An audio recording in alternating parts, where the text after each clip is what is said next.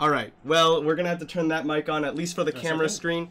I knew we shouldn't try it because I knew somebody would not set up the audio correctly. I hate trying new things. In any case, we are trying a new audio setup. Unfortunately, it didn't work on this scene. Maybe it'll work for the in-game.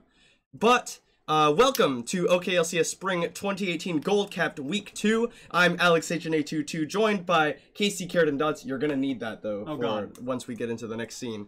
So hopefully it'll work once we get into the game, but as of right now, it is the same setup. Without further ado, we'll go ahead and get into the first game. We're a little bit stressed out because of this new setup. A little behind. But in any case, without further ado, the first game of the day in Gold Capped will be between Ebros and Beta Fox. So let's get into it. Okay, so now try saying something. Hello. Hey, actually, I think you can hear me. Yeah. Now we're on the new audio setup. So please do let us know how it sounds. It should sound a little bit different compared to the other one. All right. I am very surprised I am not seeing any Skarner. After yesterday's spring split, man, I saw a lot of Skarner. Oh, yeah. Well, hold on a second. Let me pull that up, actually, because we do have Champion Select for you. I don't know if the right game. If we saw some Skarner bans, I would not be surprised. So, this is not the right game.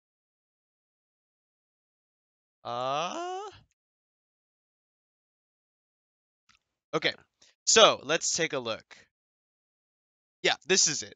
Okay, so Skarner actually was not banned. On the side of Ebros, on blue side, they banned away Udyr, Warwick, and Sejuani. So 3 jungle bans thrown at the jungler of Beta Fox. Beta Fox themselves banned away Taric, Malzahar, and Kha'Zix in the first rotation of bans. So 3 purple champions. Yeah.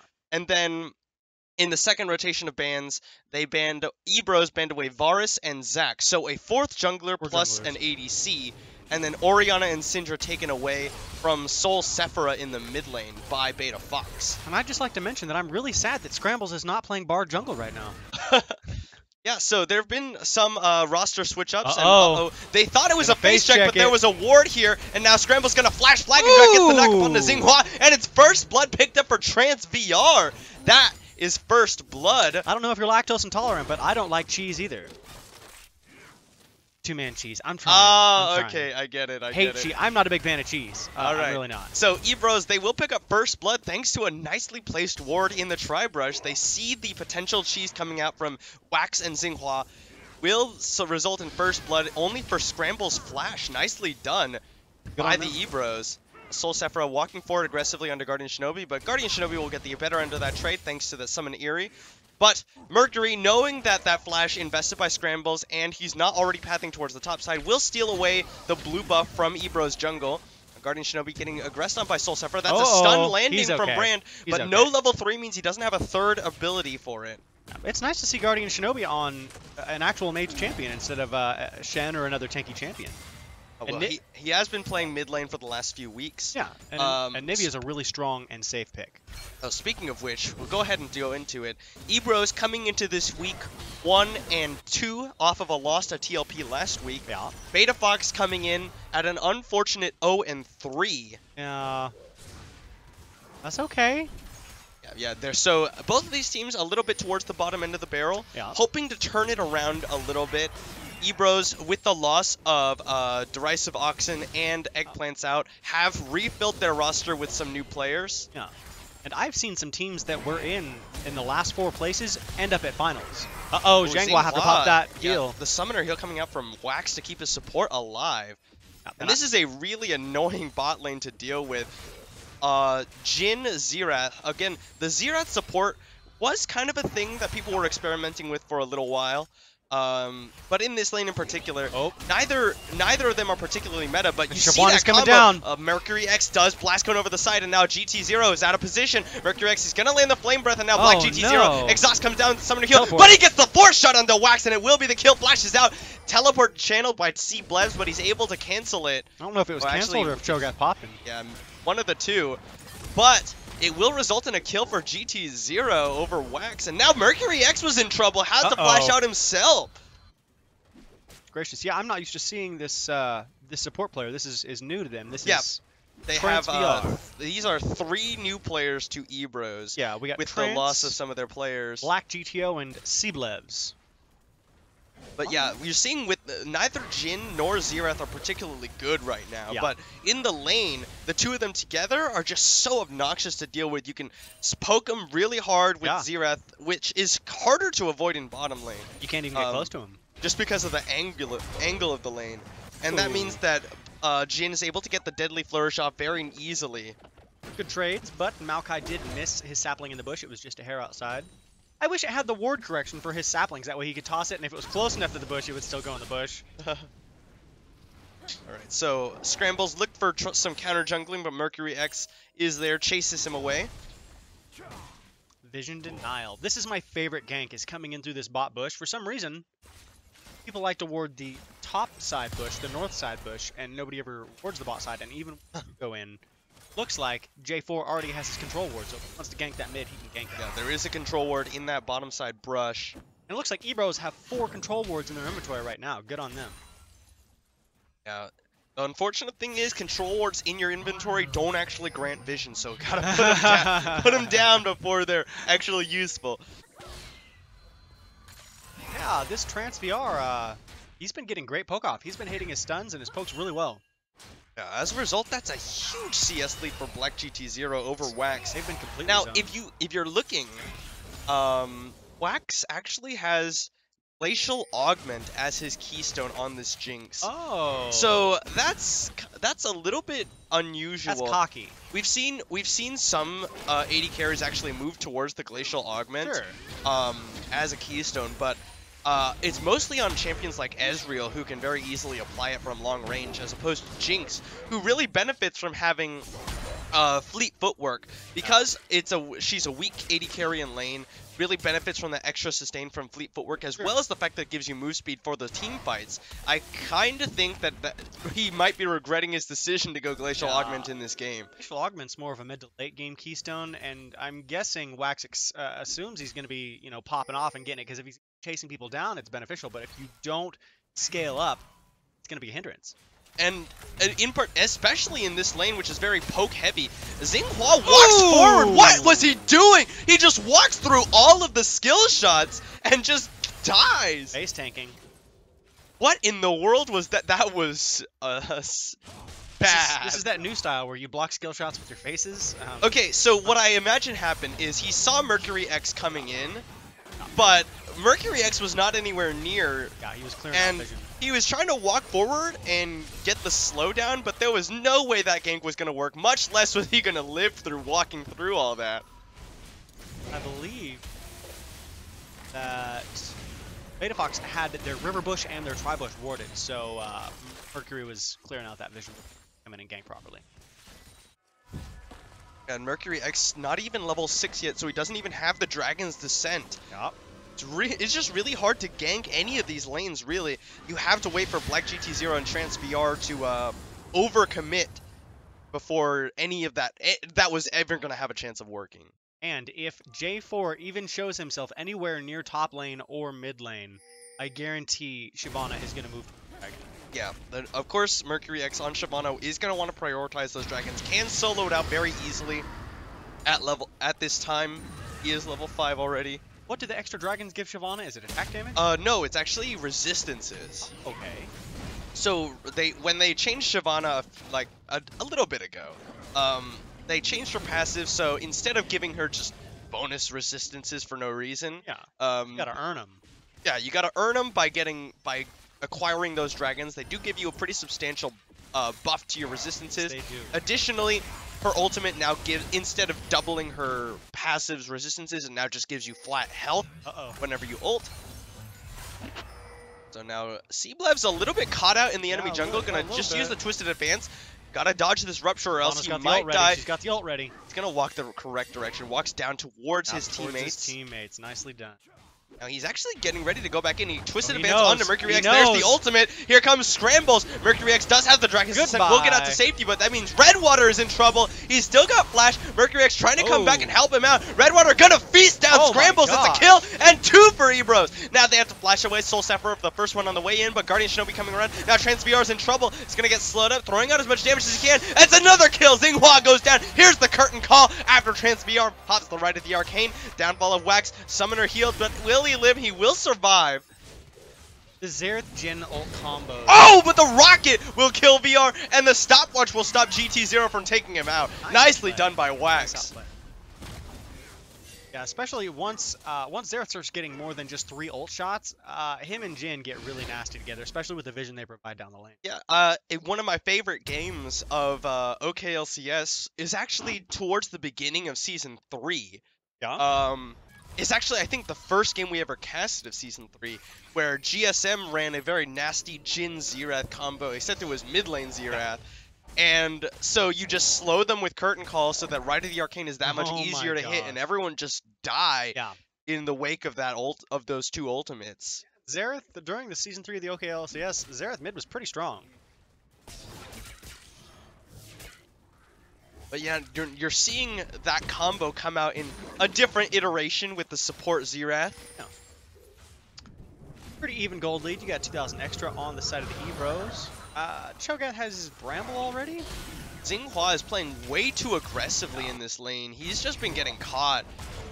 As Janna's got some good range, but versus 2 very long-range poke champions bot lane, I'd just peel. Definitely the case. He's trying to get harassed down. Yeah. And the thing is, Can't reach him.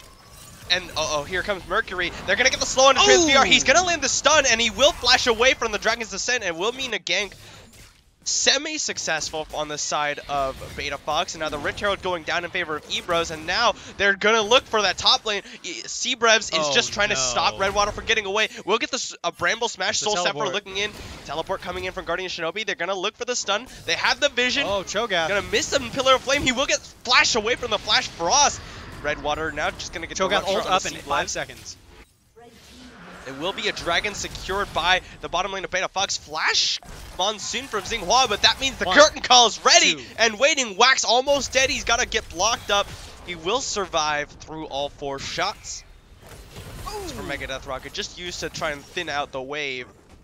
Definitely. Yeah, this is So one of the most important things about bottom lane for any aspiring ADC or support players, most of all this applies to support players. You can't walk you can't walk up and poke if your ADC is not in a position to help you, because then you're essentially in a 2v1 situation. You're just gonna get focused on by 2 members while your AD carry is CSing or doing something else. Yeah. And that has happened to Xinghua multiple times now. He just walks up trying to get some poke down. Wax is in the back CSing. He says, "Hey bud, I'm trying to make sure that I can get some gold," and he just dies to GT0 and TransVR just killing him. An important term is called the retaliation trade.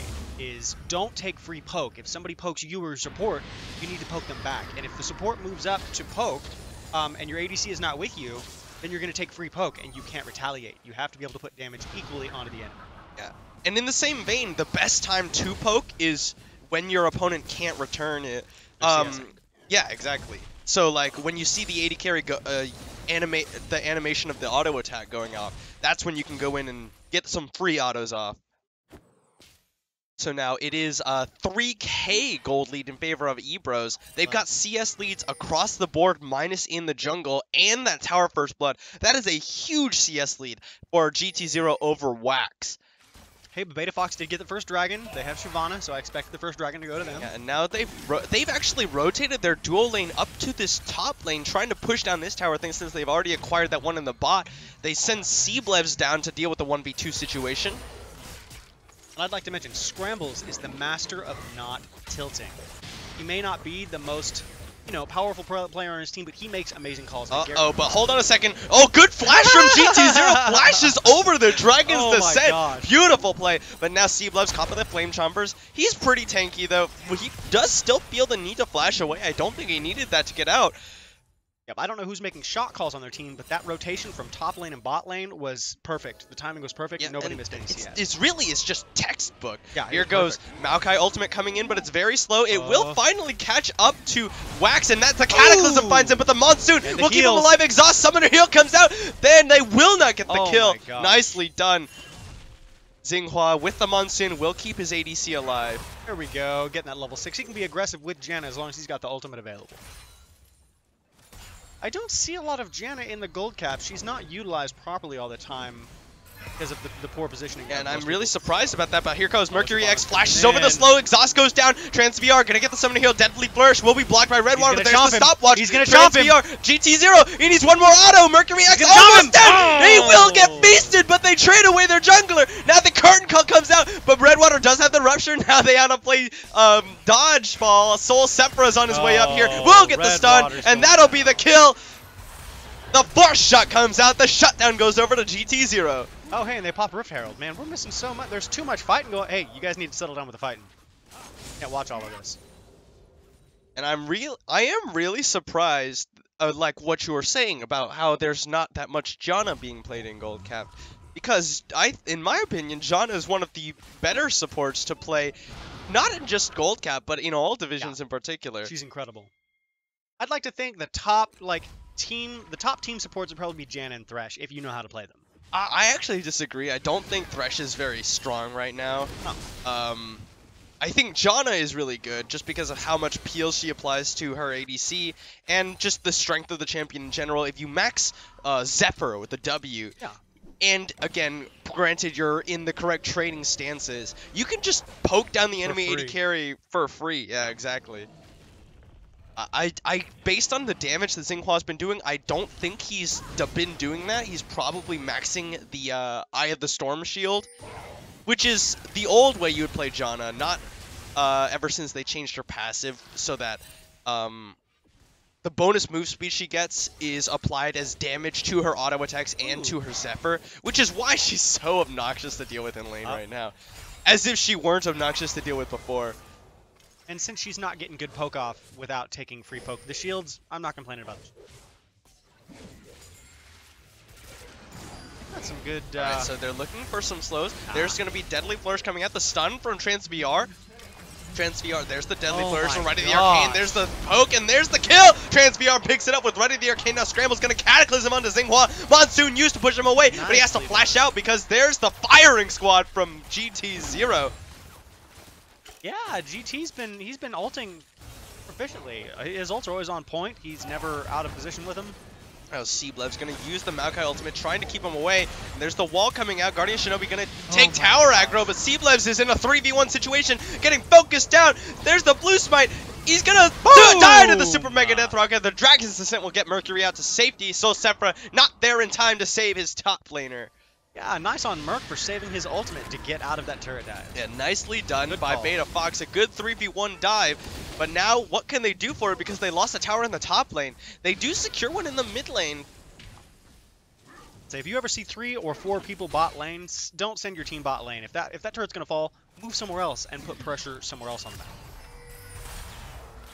And it looks like they're taking Dragon. This will be the first Air Drake. The first Cloud Drake, the second Dragon going over to Beta Fox, but Soul Sephira's here. He's got the Pyroclasm. He's got to be very careful. He's going to flash, but he misses the stun. Throws out the ultimate. Will it be enough? Mercury X kindly gets away from his team so they won't bounce into it, but Trans VR snipes him down. They're chasing him down, and now Xinghua needs to be very careful about where he stands because there's no one in the back line. Seablevs teleports into the mid lane so that the Ebros can focus it down.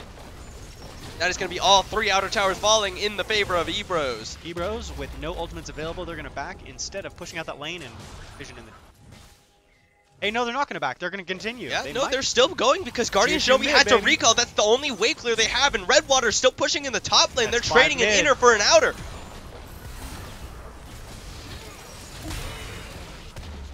You know, honestly, I don't think that the Beta Fox could have done anything about that, just given the situation.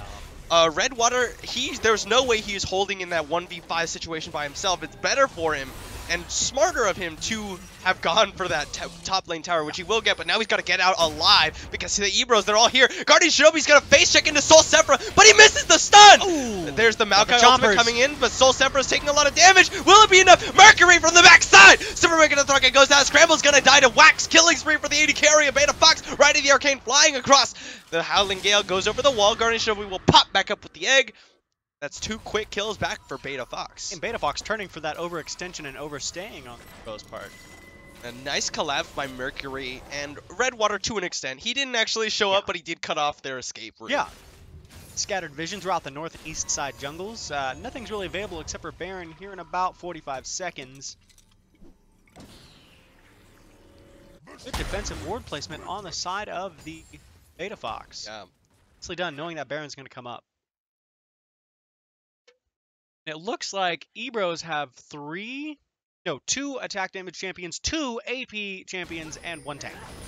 Yeah, it's a good combo. Yeah, they're not lacking in terms of damage in either direction. Mercury is getting the Blood Razor into the, it looks like the Frozen Mallet. Yeah. I think. Yes, because the Longsword will build into the Jarum's Fist. So this is kind of the build I like on Shyvana, where you go Blood Razor. Bruiser? Yeah, kind of a bruiser. You get Blood Razor Frozen Mallet for some offense and sticking power, and then you build full tank afterwards. Yeah.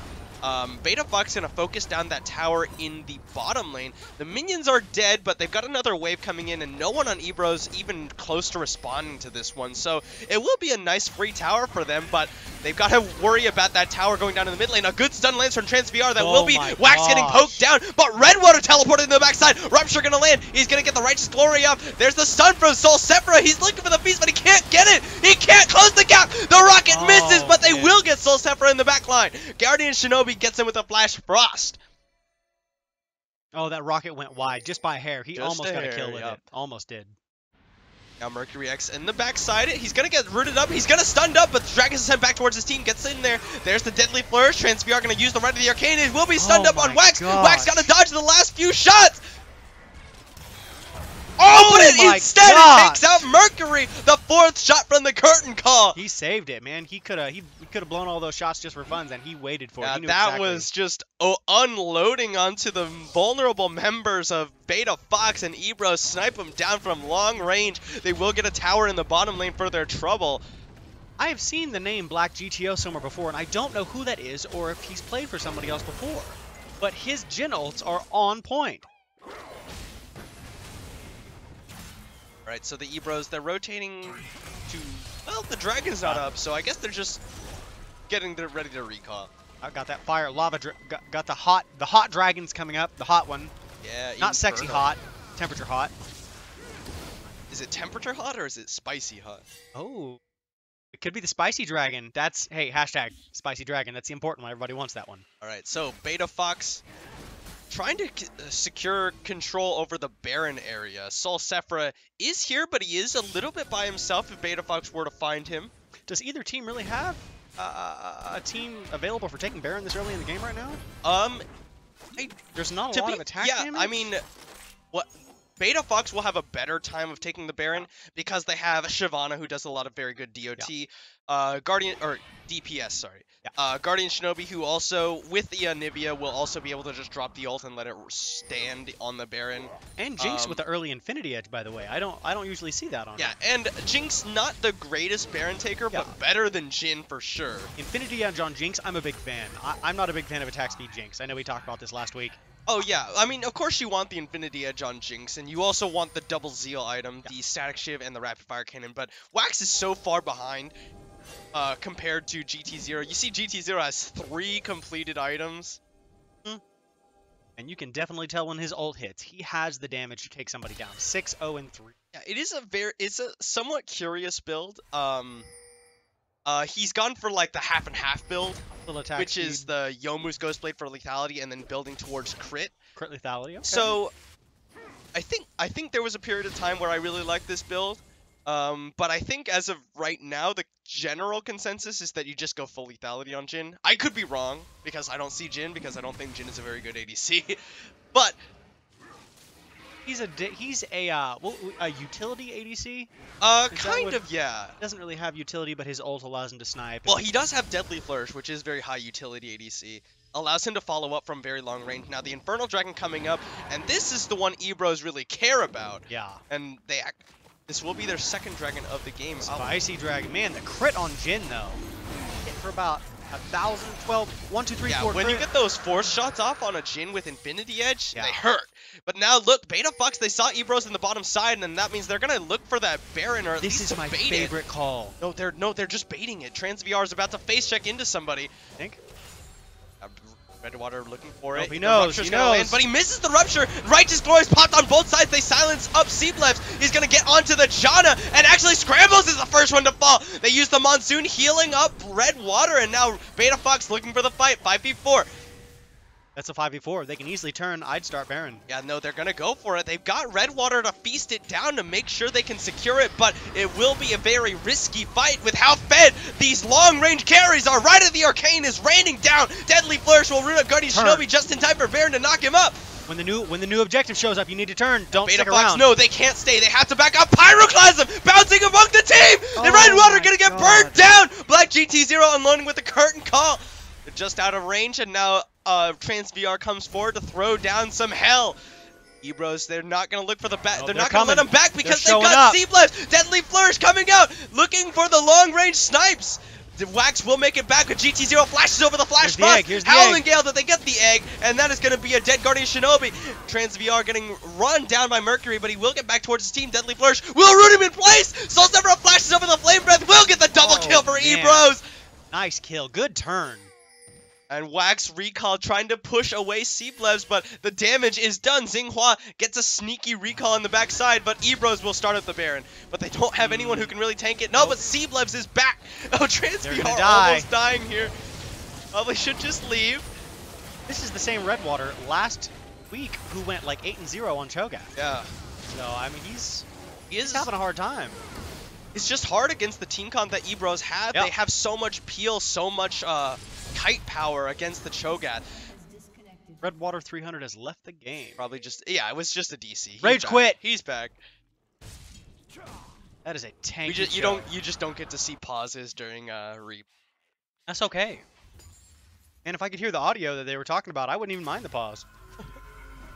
All right, so the Baron cannot be secured by either side. Nope. A little bit of, little scrambling here and there. And Beta Fox really smart of them to back off. Unfortunately, just wasn't in time. You know you cannot stay in the Baron pit with the Baron attacking you while the Brandlt is bouncing among you. Granted, this is kind of a, I would honestly say, bad Brand build. I can tell what he's doing with the Morelos for the cooldown, and he likes the Zonias. I think he sees the AD damage, but he doesn't need the Zonias. But yes, exactly. I think because just like looking at the lineup of Beta Fox, they have a lot of health stacking, which makes you want. I mean, and Leandry's already synergizes so well with Brand's kit. You should have gotten that like already.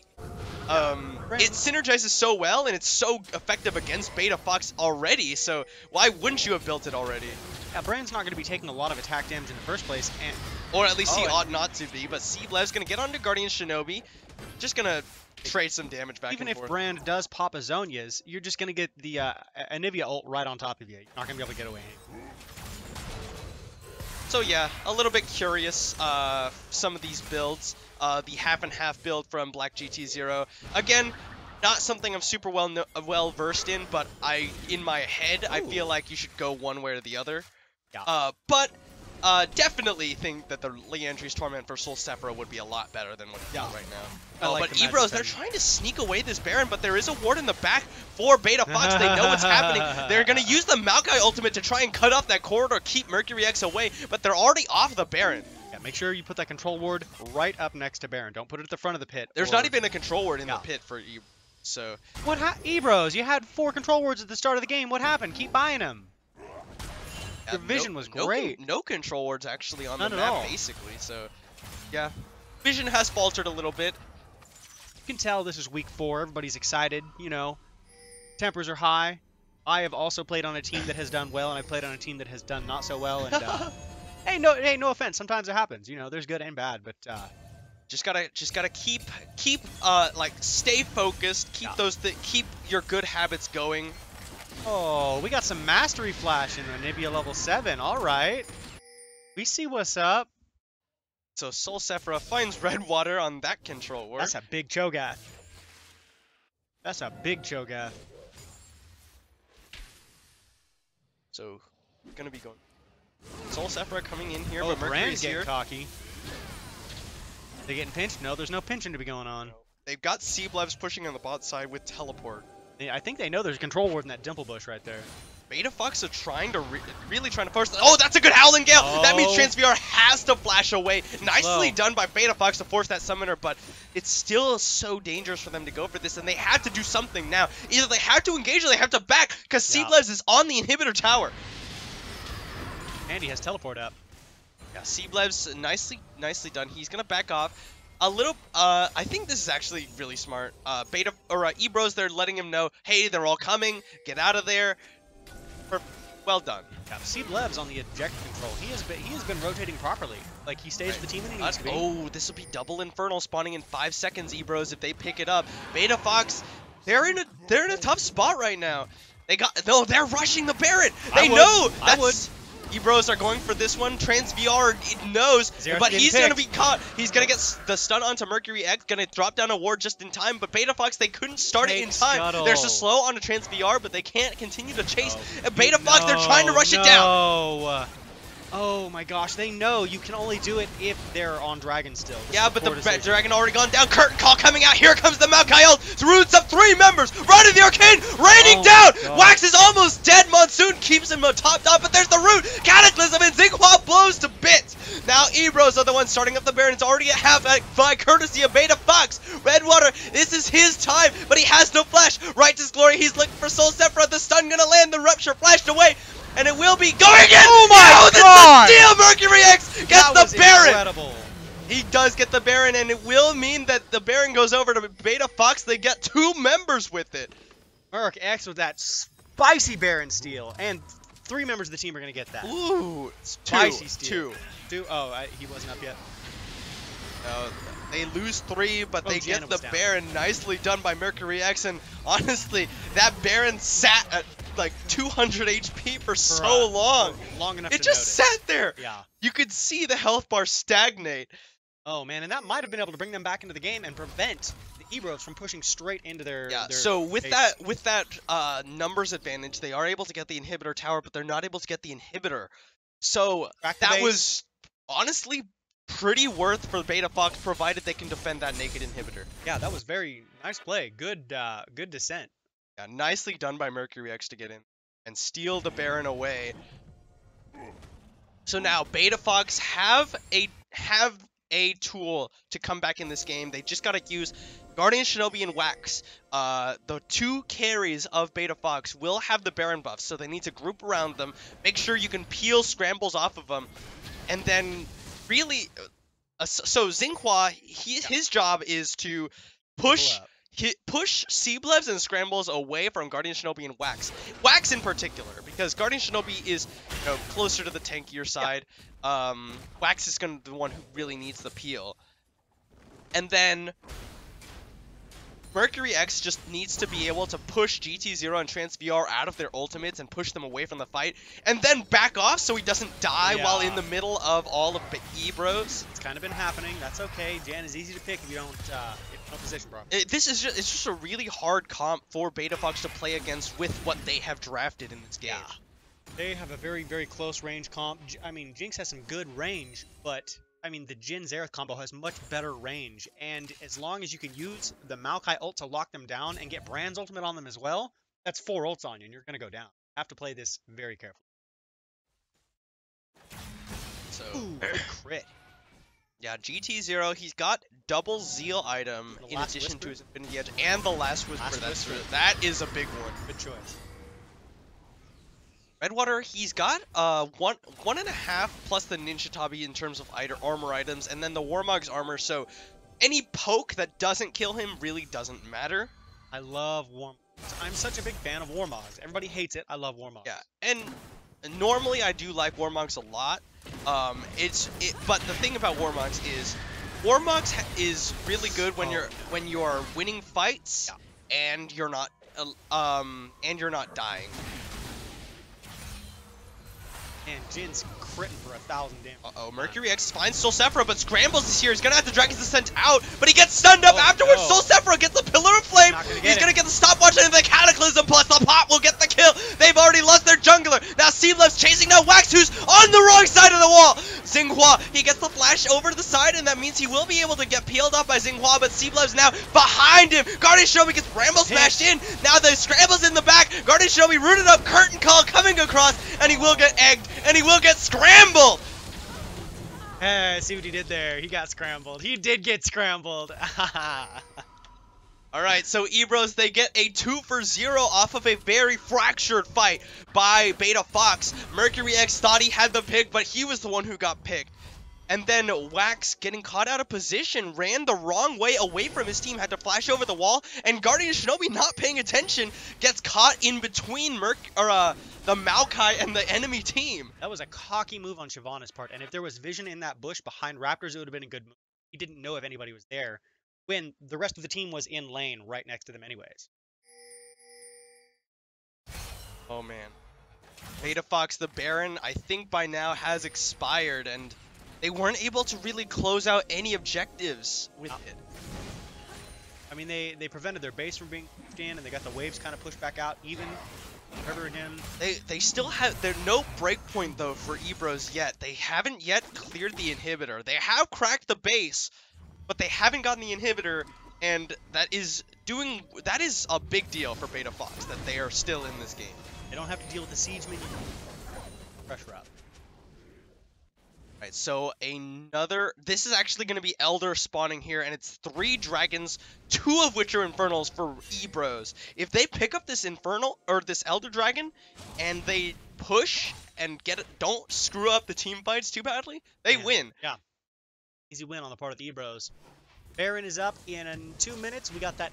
And you know, the other thing is Beta Fox, they have a really good team comp in my opinion. Yes, because they do. Anivia in particular, you used to see Froggen himself. The best way to play Anivia in competitive play is to use Anivia as a mid laner that is also a peel tool. Because you can drop your ultimate and you can drop your wall in between the hyper carry and the tanks, and Wax is going to be free to auto, but there's the stun, and Xinghua walks way too far forward. The Cataclysm kills 2 members, and Wax can't continue to auto. The flash forward, and Wax gets blown to bits. That's going to be it. Ebro's going to run it down. Well, Cho'Gath is still alive. Cho'Gath was splitting top, and he did back to help protect that inhibitor, but I think... What in the world was that? Janghua, what are you doing?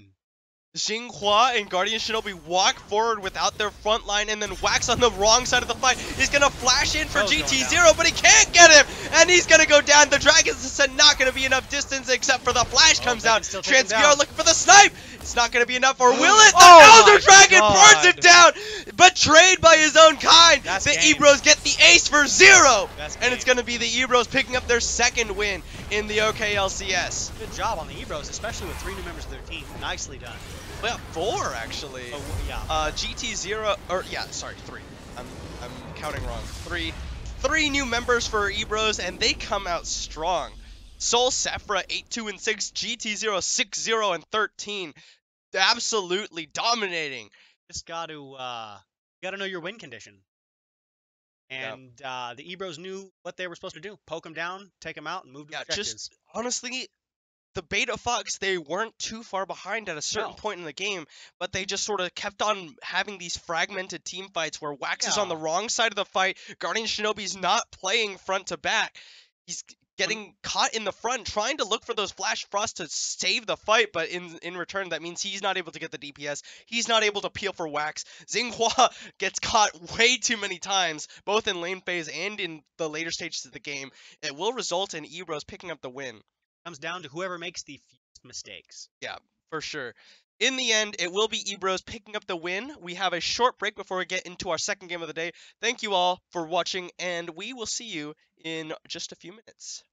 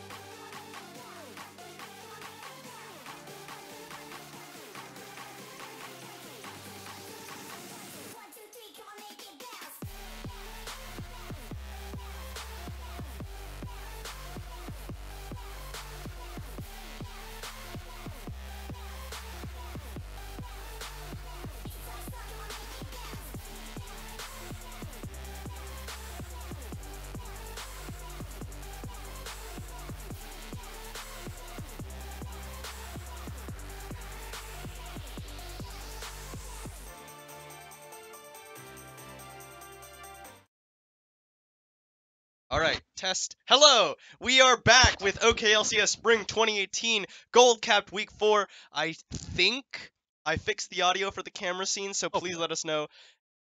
Please let us know if you can hear us. If I'm just talking and no sound is coming out, that's not what we want.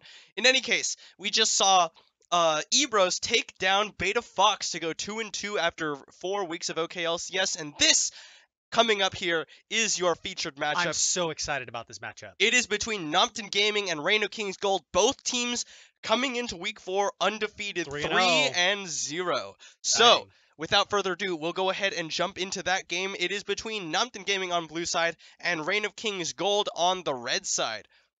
Yeah, man, I didn't have a lot of faith in Nompton when I saw them during Week 1, but you know, over and over again, they have performed exceptionally well. Yeah, so on the side of Nompton Gaming, they banned away Ari, Cho'Gath, and Camille from the side of Reign of Kings Gold. Reign of Kings Gold banned away the Zoe. Not surprising at all. No. Nompton Gaming has had a very strong showing with the Zoe. Yeah. Kog'Maw and Tristana, so 280 carries banned away as well. Carries. And then the second rotation of bans. They're getting spotted out. Second rotation of bans was Sion and Kane from Nompton away from Reign of Kings Gold, and then Vladimir and Tarek taken away second time on the opposite side. They're going to go and steal your buff. Nompton, what are you doing? What? I guess it doesn't matter. They got 5 people there. They can fight anybody else. Nompton Gaming, they're just a 5-man stacked in here, and Mehuli lets him know, we've seen you, throws out the bouncing bomb. Would it have been better to not have attacked there? To let them waste their time there? I don't know. I can't tell. I really don't know what Reign of, like, it kind of just depends on what Reign of Kings Gold is trying to do.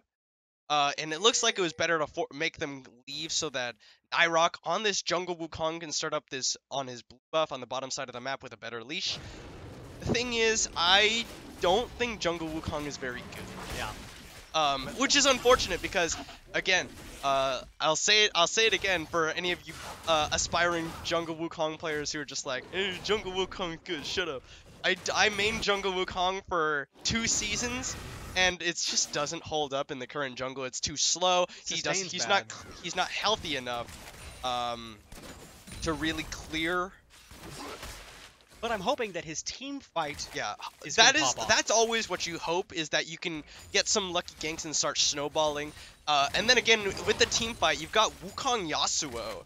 That's something that could potentially come into play. This is a Yasuo comp. Because Taco Treneki's Yasuo is excellent. Yeah. Week 1, he popped off on it. Taco Treneki on the Yasuo has been a source of strength for Reign of Kings Gold. We'll see if he can do it again. John McLeod on Alawi is going to have a hard time here up against Taco Treneki's Yasuo.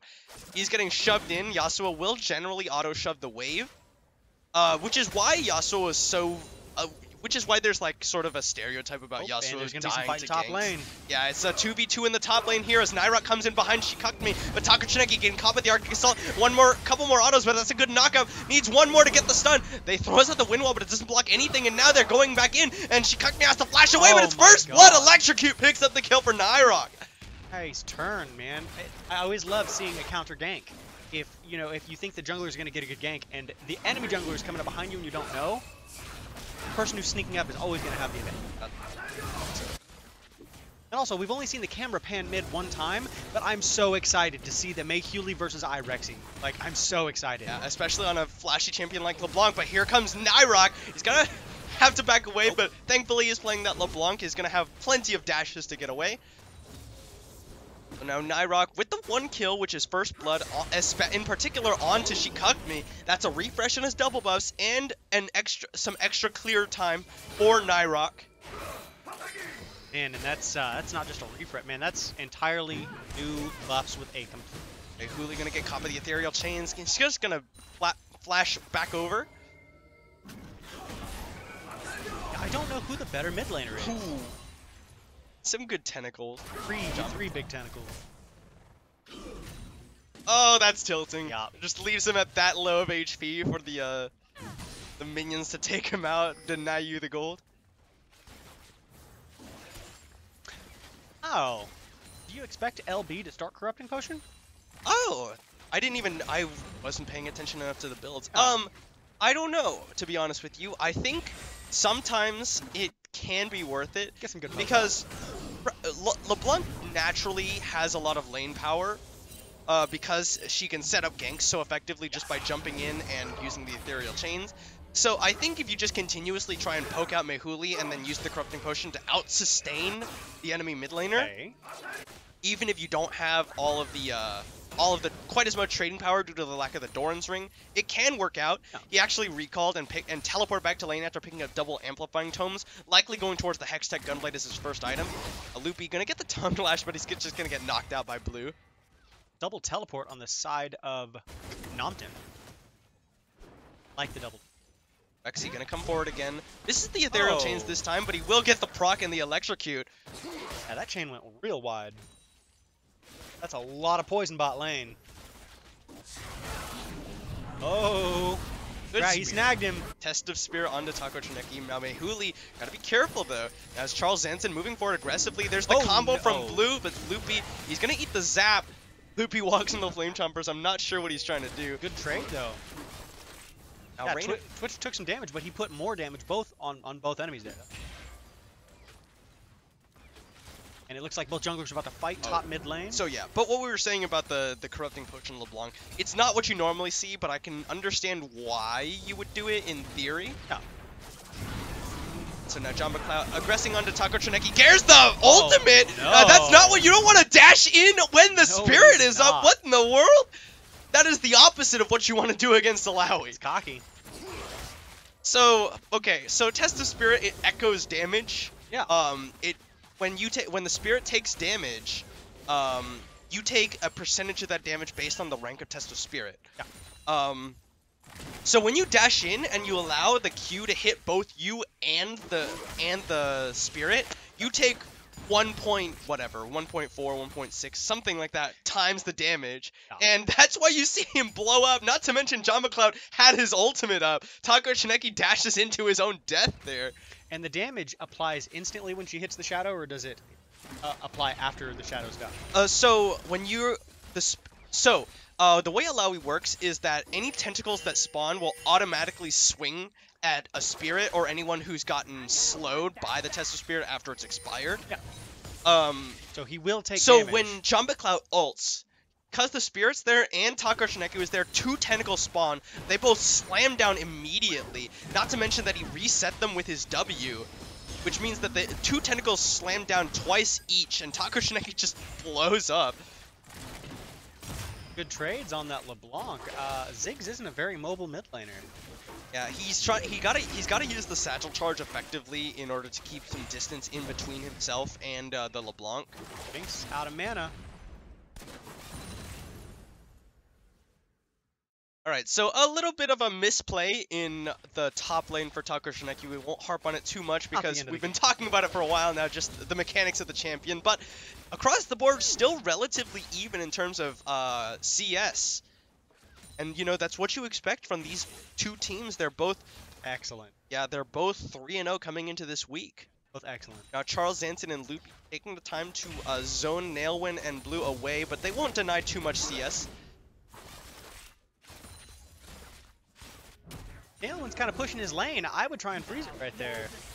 No, here but they comes the got gank. Nyrok, but they didn't know that Shikakmi was back the here. double The gank. Cyclone coming in from Nyrok. Shikakmi is in the back, and he will get devoured. Nailwin ran back way too far. Yeah, Could've so saved that the thing about Wukong is, when you go in for that level 6 gank, you have to have enough damage from your laners, because the rank 1 Wukong ultimate actually does, like, basically no Yeah, damage. just a pop-up. The Wukong ultimate hits... Okay, so Wukong ultimate has a huge spike in damage every time you rank it up, but as a result of that, the rank 1 ultimate actually is basically worthless. Summoner Barrier comes out for Mehuli to survive. Again, Inferno Bomb just to clear out the wave. Yeah, rank 1 Wukong ultimate, basically just a knock-up. And I like you can tell that's how both junglers are most certainly on point, is because every time one of them ganks, the other one is always right behind to follow up. They know exactly where, they're both excellent junglers. They both know exactly which lane. Icy Dragon. So you'll see Nyrock start to come online really when he hits that level 11 and has some more AD in his build. Yasuo might be getting outplayed right now, but his CS is still higher than Taco Trineki is doing, and but sorry, I've been losing my train of thought a lot in this game, but just because of so much action. But the thing we were talking about is, you know, there's that stereotype of Yasuo players who just die over and over to ganks. Sure. But there's definitely a reason for that. Yasuo auto pushes basically every lane he's in, Go hard or which go is home. why junglers tend to gank Yasuo's so much more than a lot of other champions. So no surprise that Shikakmi came top for the gank onto Taco Trineki, but it was a really good read by Nyrock to be up there at the same time. He knew that's what was gonna happen. And if you notice, both junglers are in their top side jungles again. They know exactly what's gonna happen. Test of Spirit, Taco Trineki throws the windmill in the wrong direction. Kong is getting ready for that gank. He's hiding that tri-bush. He can go in. I think his ultimate's up again. You should probably wait for Taco Trineki to have that thing expire. It's she expired blew the Q. now. Nah, he wants the farm. He's not going to. Would honestly be really hard just because of the lack of damage in the two of them's kits right now. Sejuani just moved into the jungle where Wukong is, and he's got it warded up. So he knows completely where Sejuani is. Walk away. Jinx is roaming mid. Looks like she's trying to clear out some vision. Put a little something down. And that's back on Jamba Cloud. Somebody's got to fill me in on what his name means.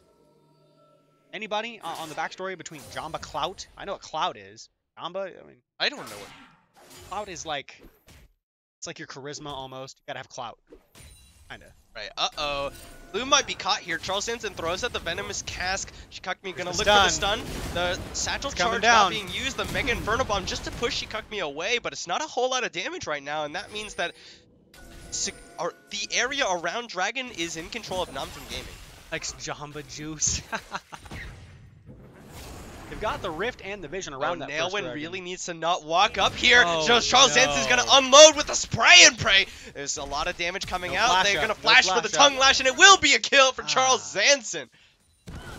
Right now, Shikakmi comes over with the Arctic Assault, one more auto, and it will be the stun for Mehuli, and the Ethereal Chains lands, and the Glacial Prison follows up, and it will be a quick kill onto the mid laner of Reign of King's Gold. Yeah, if I was jungling right now, I would definitely be ganking mid lane because he has no way to escape. Nicely done by Shikakmi and Rexy. But there's the flash combo from Blue. There's the Cyclone coming up, but he can't find it. Exhaust. It will be enough. Blue picks up the kill, but unfortunately onto the support, not exactly what you want, but a nicely done by the jungle support combo of Reign of King's Gold. Support combo. They have the most utility in the gang jungles. I love to see them roll together like that. I mean, Sacre Bleu! Alright, but Tower First Blood gonna fall in favor of Namjoon Gaming in the bottom lane just because Nailwin died and Blue went to the mid lane to try and hold that one off. Looks like Wukong's gonna kind of float around that dragon right now. Yeah, he's actually started it up already. Has he? Yeah, he's using the decoy to tank it up. Blue on his way up there, but I think that's honestly just giving it away to Namjoon that it's happening. Now they're gonna see it, and Rexy's here as well, just clearing out some vision. Now, Namjoon Gaming are the ones who run in here. The wall comes out a little bit too late every time for Taco Trineki. Do not dump in when he has ultimate and the spirit! What are you doing? It's the same mistake he has to flash out. Mehuli gonna get caught by the Ethereal Chains. There's the stun. There's the kill. Warren! Oh, he almost ate Super Mega Death Rock, and Shikakmi goes down to Blue. God. Now Reign of King's Gold coming in. They pop the thing. Nyrock gets in, but it gets devoured by Loopy. The Zap gonna get sidestepped. Charles Hansen on the run out. Reign of King's Gold trade back one. See Loopy 15 health away from being able to eat his mid laner. Almost. Oh, there we go. There's the combo once again from Blue, but no follow-up, and now Blue is going to get focused down. One more auto. He's going to stun up Loopy. He's going to have to hop the Great Hell down. Now Nyrock is here. Needs another auto, but he's going to get exhausted and chained up. Now is Charles Hansen trying to use the auto attacks, but Nailwin walks forward to zone him away with the auto attacks. And the Rocket's not available right now. Super Mega Death Rocket was invested trying to pick up the kill earlier. And you think they're going to move to Dragon? I think it'd be very dangerous for them to come in, especially with Shikakmi on his way back in. Anytime you walk through River towards Dragon, please walk through the Dimple Bush. There's a big control ward right there. Always walk through that bush. Always. Charles Sanson He's is going going in. to No, be they don't found. know. He's found him. There's the combo. Oh! It's not even needed, and it's going to be the stop. Yeah, a little bit of a waste of just stuff. a Whoa, oh he my flashes God! out, but Nailwind will follow Flash. It will be a kill Oh. for the AD carry of Forcing Reign of that King's flash. Gold. Just a little disrespect on him. Force that flash from him. Questionable. It depends on if it's worth it. Could have saved your stopwatch and your flash. Alright, Luke gonna come in, but I don't think he's gonna be able to stop this one from going down, and Reign of King's Gold will pick it up. Shikagami is here, though. Big ult coming in, big ult coming in. Need a couple more autos, and he's gonna get caught with the Flame Jumpers with the Arctic Assault. Good knockup from Blue! Got the ult available, Sejuani has the ult available. And they're gonna throw... Wukong's coming in behind him. Alright, nobody's gonna die. No one's gonna die, but Not it'll be today. evened up the tower count. Now, Reign of King's Gold are 700 gold in the lead. And you know what? Yasuo is still greater in CS. Like that's how you definitely know he knows his lane. So, matchups. Reign of King's Gold, there's the teleport coming Nope. in from Jamba Cloud, and that is going to force Reign of King's Gold away. The teleport is available for Taco Trineki, but he says, guys, just back off. Inferno don't Dragon have is it. going to go over to Nompton Gaming unless they stop this one. Mega Inferno Bomb comes out, but Jamba Cloud, here's the teleport for Turn Taco in. Trineki, but those tentacles are destroying Reign of King's Gold. Naira gets in, that's a good Cyclone into last breath, but they're not doing enough damage. Windwall comes out, that's a double kill for Charles Sanson. They're root up Taco Trineki, the Glacial Prison Infested. Now when looking to get excited, he's gonna run out! Oh my gosh, he's deuced out. He's gone. Wow, it's a 3 for 2, but the Inferno Dragon goes over to Nompton Gaming. Yeah. Oh, 16 minutes in, first dragon going down. That's something else. Holy cow. I know, and Nompton wanted it. I think if Yasuo had teleported just a hair sooner, that would have been a different team. Really good for, honestly, really good by Nairok to hold off on using the Cyclone until Taco Trineki was there. You see a lot of times where you'll use your AoE knockup and the Yasuo's like, oh, I was CC'd, or oh, I wasn't in range, and then you're just like, oh man, that could have been such a different fight. I had lag, bro. So Taco Trineki gets in with the last breath, is able to CC a number of members of Nompton before he goes down. Is that a standard build for Yasuo, the Phantom Dancer first? Yeah, for PD sure. first? The Phantom Dancer first. The original build was before Phantom Dancer became powered. Yeah. Where you go static shift, so you can push the lane a lot faster, and it's also more burst damage. But Yeah. the Phantom Dancer is a lot more dueling power. Back in my day, we only had Phantom Dancer. Now you got 4 different Zeal items. Oh. You're Well, spoiled. you're never gonna build the Runon's Hurricane on Yasuo. You're spoiled. 4 Zeal items. And he's critting every single hit. Every single hit. Well, not quite. He's critting 60% of the time. Now, Rexy gonna get in the Ethereal Chains onto Mehuli. no. He's gonna get rooted up, but it will not be enough damage. He's And- almost got his Gunblade finished. Once he gets that Gunblade, he is gonna be able to Yeah. zero out Mehuli very nicely. And heal up from it, too. They might be setting up for Rift Herald. I don't know if they don't necessarily need it. I mean, they're pushing turrets pretty well, but It's just- only 1 tower to 1 right now. Rexy gonna get the Ethereal Chains onto Blue, but not gonna be able to stand there and tank it up. Alright, so 4 members of Nompton Gaming stacked in the mid lane. They're 4 to bringing 2. Mehuli 4 in to 3. here soon enough. And Wukong's now when coming with the in. Runon's Hurricane, we'll be able to clear out the wave before they get onto it. nice. And Zig still has a stopwatch available. Oh, there. Uh-oh, Nailwind's just got caught! He picked, walks baby. a little bit too close, drops the ward, he says, uh-oh, I've made a mistake. Tackle's Meanwhile, going Taco down. Shineki about to get zeroed out by Jump Cloud. Jumps onto it, the tentacles, Oh my nicely dodged. gosh. But he's about to get slowed up by the Test of Spirit. Now, the rest of the Mega Inferno Bomb clears out the wave once again, and they can't get in. Blue's gonna knock him up, and he's got Tower Aggro. Loopy gonna pop the Great Health. Taco Shineki, in the meanwhile, survived in the top side. Hey, how does Iloe, how did she move so fast towards Yasuo just a moment ago? Does she get a movement speed boost when she successfully uses the spirit? That is something I don't know. Will tell you she has the finished boots. Taco Shineki Okay. just finished his Ninja that, Tabis. that might have been one. Let's say she was hauling. She was ready. Now, are they going to be able to clear this wave out, though? Well, they do have Wow. Ziggs. Ziggs is very good at clearing waves. Get away from my turret, boy. Yeah, Blue just knocks him away. Boom! Super Mega Death Rocket not used to pick up any kills. Scare him off. Put a little damage on the enemy And tanks. this is going to be a big wave for Nailwind to pick up in the bottom side. What a beautiful... I don't know what ward that is, but that's beautiful. I'm a big fan of ward skins. Sorry, I didn't comment on wards. I love ward skins. That's a beautiful ward. Reign of King's Gold. successfully clear out that wave, and that's really that's why you pick Ziggs, is to clear waves. And with the Runan Jinx, man, they can't take a turret. It's a good comp. Yeah, nicely done.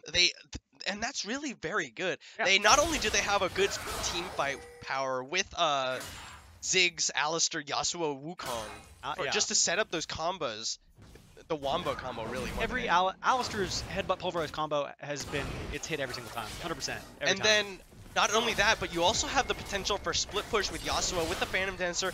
Eventually, he'll be able to 1v1 Jamba Cloud. Yeah. See how fast he's moving right now? Yeah, uh-oh. It's not he's just running. Okay, so I am going to criticize Jamba Cloud on this one. He's built the Black Cleaver, and he's building for Trinity Force next. I'm not entirely sure why you would do that, but here we go. Shikakmi is going to get onto Taco Tsuneki, one more auto, but here comes the Abyssal Voyage, needs one more auto, going to get the knock-up, and Mehuli's here on the backside now. It's a 4v2. Mega Inferno Bomb not going to land onto anyone. Oh, and Mehuli's going to get ghosted. And Rexy's on the other side of the fight, but he's a little bit by himself now. Therialtane's going to rid of Taco Tsuneki. Naira coming around the side. Wind Wall goes down. Shikakmi, he can't throw out the Glacial Prison. It was absorbed by the Wind Wall. Now Reign of King's Gold. They're looking for the fight, but they've got a lot of tentacle damage coming out. There's a big ult coming in. Rexy's going to get over the side. He's going to get onto Nailwind. And There's the unlocked. Nailwind dies. Mehuli's the next one to fall. Double kill for the Illaoi. Never fight Illaoi in the jungle, ever. Oh Don't my ever word. find Illaoi There's in a the jungle. tower still here, though, and Loopy's going to have to tank out some tower shots. I don't think they realized it was still alive. Oof. Oh, yeah, so Alistar heal procced off of Sejuani's tentacle. Sorry, go ahead. basically never do you want to go Black Cleaver and Trinity Force. Why is that again? We talked about that last time. You're doubling up on Phage passes, which don't stack. That's right. Not only that, but also that gives you 40% CDR from just those two items, whereas there's other CDR items that you would rather have on Illaoi. The highest CDR you can get is 45% now with a rune. With a rune, but only 40% from items. Okay. And also, I just don't think it's very effective. Trinity Force in general is very effective on Illaoi unless you're doing a lot of split pushing. Sure. I think Black Cleaver is generally better because it's better in team fights, it's better for tankiness, it's better for long-term damage. Ooh. Irexy. Nicely done with those. Nailwind is a little bit too far forward. Needs to not get blown up by Irexy, but he gets in. He doesn't get the steal. Mega Inferno Bomb is going to kill off C. Loopy before he can Great Health. Now here comes Mehuli. Throws out the satchel charge onto nobody. Charles Ensign flashes over the side. About to get caught by Jamba Cloud. Sorry, not Jamba Cloud. Carl Zanton, 5-1. Just everything he's been doing with Twitch so far has been just perfect. Like, he got picked that one time in that bush, but oh, and that turret's gonna take a big chunk due to that rune. Oh, and there's the Glacial Prison being used, but not gonna be able to pick off anybody. Yeah, not freezing anybody, but it did slow them down. Unfortunately, nobody was there to be able to carry up. Is that the build? Oh, and Illaoi hiding in the jungle. There he goes. That's a big damage. Blue is going to go. That's a good knockup from Taco Tsuneki. Here comes Nyrok to back him up, but there's a very tanky Illaoi. He's going to get knocked up by the Cyclone, but it will be enough. He gets the kill with the tentacle. Blue not paying attention, gets caught by a tentacle over the side. Yeah, again, Illaoi in that bush, in the jungle. Alistar didn't stand a chance of getting out of the jungle alive. So, just fact-checking. There is one build on Pro Builds that utilizes both Black Cleaver and Trinity Force, but base... The Armor Shred? Well, the Black Cleaver makes sense. There's only really one build that uses both Black Cleaver and Trinity Force. All of the other ones on Pro Builds only use one. Yeah. And which makes more sense. You don't want to double up on those Phage passives. Wasting your I think efficiency. there's so many good items on Illaoi. Sterig's Gauge in particular is really good on Illaoi because it allows you to survive burst and then sustain through the fight with your tentacles. Or Death's Dance, which kind of does the same thing, allows you to survive burst and then sustain through the fight with your tentacles as well as the additional sustain that it gives you. Yeah. I think Black Cleaver is really good. Yeah, sure, but it's not like anybody's building armor right now. And Trinity Force also is situationally good, but almost never do you want to build both in the same game.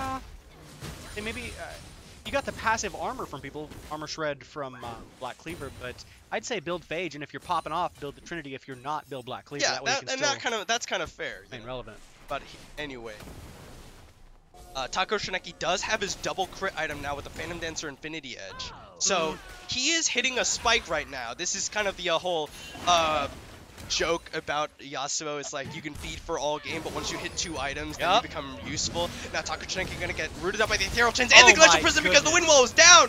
That was nicely done by Namten Gaming to pick off Takuchenki. Alawi's getting free push. Both teams are floating around mid-river, not really doing anything. There's no vision. And as I was saying it, Takuchenki, you're gonna get that time when you can actually be useful as Yasuo. He gets picked off. Now, Namten Gaming's trying to go for the Baron, but it is spotted by Reign of King's Gold. The Cyclone, he's rooted in place, he can't get the knockup, but he will finally get it. Mehuli's on a killing spree, and now Namten Gaming, this is the time for them to back away. 4v4. And Ilui's got that big ultimate up, and she is 4-1 right now. But there's a lot of big ultimates down for for Reign of King's Gold. No Mega Inferno Bomb, Takuchenki dead, Cyclone down. And they're just gonna float. They're gonna back. Vision denial, putting up some vision, and that's about it.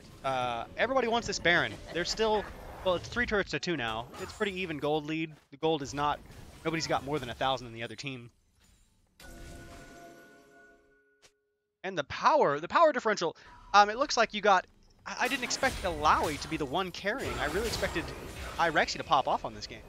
Irexi has been landing some very key ethereal chains. Unfortunately, he's not the one who's ended up picking up the kills. Yeah. But Reign of King's Gold are just not playing around the Alawi effectively. They send the wrong people to deal with him. Takuchenki's consistently dashing in at the wrong times just to get Alawi ulted and killed. And if you look at it, Jamba Cloud is level 15 to Takuchenki's level 13. Yeah. And Alawi is finally caught up in CS. He's actually ahead by quite a bit. Now Nailwin and Blue trying to kill off this tower. Teleport coming in from Jamba Cloud. Ooh! They're at the wave, but it's a 1v3 situation. He's knocked up. Here's the Abyssal Voyage coming in, and now C-Loopy trying to get in there. One more auto onto Blue, will suppress him down. And now Jamba Cloud trying to get onto Nailwin, kiting away aggressively. Here comes the Alawi. And he goes in, Cyclone used Exhaust as well into Jamba Cloud, but he's doing so much damage! Nailwin exhausted, he's gonna get taken out! Now here comes the rest of Namten. Takuchenki gets the knockup, but he's rooted. Glacial Prison comes out, and he was gonna go down. Multiple members of Reign of King's Gold getting picked off by Namten Gaming as they go in one at a time. This is the last remaining member, and Blue's gonna get ace! Triple kill for Jamba Cloud. That's a 5 top, man. That's an easy Baron right there. Again, the Alawi just not being played around by Reign of King's Gold. Jamba Cloud able to just blow them all to bits. I understand wanting to have a 4-1 composition with Alawi pushing, free pushing, but she's your team right now. She's 7-1. You want to group around her. And Yasuo, man, Sejuani is saving her ultimate for Yasuo every single time. That's the 2nd time in a row. He is literally respawn comeback. He is playing really well around the Yasuo with the Sejuani. Just laser focus, just like, okay, wind wall's down, you're ulted, you're dead. Yeah, Sejuani ulted 1 time into that wind wall, and it has not happened again. I'm really surprised that this has been such an even fight. The gold lead is definitely much higher on Namten right now. Right out of Namten. Iraq gonna steal away the blue buff. Oh, you're so disappointed. Dragon, we got a water drake. Ocean drake? Ocean drake coming up here in less than now. Less than now. Less than now. Less than now. Alright, this is an Ocean Drake. Double Infernal for Namten Gaming means that Reign of King's Gold is going to have a really hard time, but there's the Satchel Charge. That's the signal. Glacial Prison. Easy pickup for Namten Gaming. Mehuli a little bit too far forward. He's going to get picked off by an auto attack from Charles Zanson. 7 kills. And now Rexy looking for Takuchenki. Ethereal Chains come out. He's rooted in place. Glacial Prison, the wind wall, too late. Oh, what is going on? Taco, I did not expect this. He's 0-5 right now. He's usually the one carrying the team. Is Alawi a counter to Yasuo? I really couldn't tell you. In my mind, it makes sense that it would be. And there it goes. There's the ultimate used, and now Rexy finds Nailwin. Jamba Cloud's on a rampage. Now they're just trying to focus down the tower as the inhib is going down in the top lane. They're looking for a cow. And they will just turn away, go towards the inhibitor, get some pressure. Yeah, Wukong was floating bot lane. He was trying to solo that dragon, but he backed off from it. He didn't take it. Now they lost that top inhib, and like we were saying, they're going to lose the second one mid. Blue gets caught. He flashes too late, gets rooted in place, and that is going to be another inhibitor falling for Namten Gaming. Yeah, with that double Infernal Drake on the blue side, man. They're just they're Taco cutting Trineki, down. nothing he can do here. It's just a Taco, Yasuo. oh, Mehuli no. just trying his best to try and poke them away, but it's not going to be this enough. game? The Baron empowered minions. Naira gets in, but he can't find the Cyclone. And there he is, onto one, but Charles Anson is able to survive through it and just rip him to pieces. Taco Trineki throws out the wind ball. It's not going to be enough. Glacial Prison, as soon as it falls, will get the ghost actually from John McLeod. And now they pop back in. They pop him down. And Nompton Gaming Straight picks out up of Nompton. the 4th win. Nicely done. Oh, good plays on both teams. Yeah. So Nompton Gaming will be the ones who continue to week 5 undefeated in gold capped. Reign of Kings Good for lose them. it down. All right. So Nompton Gaming will take the victory over Reign of Kings Gold. We do have a little bit of a League of Legends game bug where it's not showing the victory screen, but yet you do know Nompton Gaming has the victory even if it doesn't show up. Bless. So you have Wukong and Alistair with the Yasuo, and I did not see one combo with their pop-ups in Yasuo's ultimate at all. I didn't see a single combo. yeah. So Nompton Gaming will be the last undefeated team for Gold Capped. They still got a few more weeks to go through. This was actually the halfway point for Gold Capped. Yes, it so was. They've got to make it through the next 4 games without losing in order to have the undefeated split. Nicely done on Nompton, by the way. The green team, one of the 2 fresh teams in the Gold Cap. Yep. Nicely done. We will take a short break before we get into we have 2 more games of Gold Capped. Legends in Training versus TLP and in order, it will be OU Gold versus Plus Ultra Gang and Taste Like Purple versus Legends in Training. We'll see you in just a few minutes. Thank you all for watching.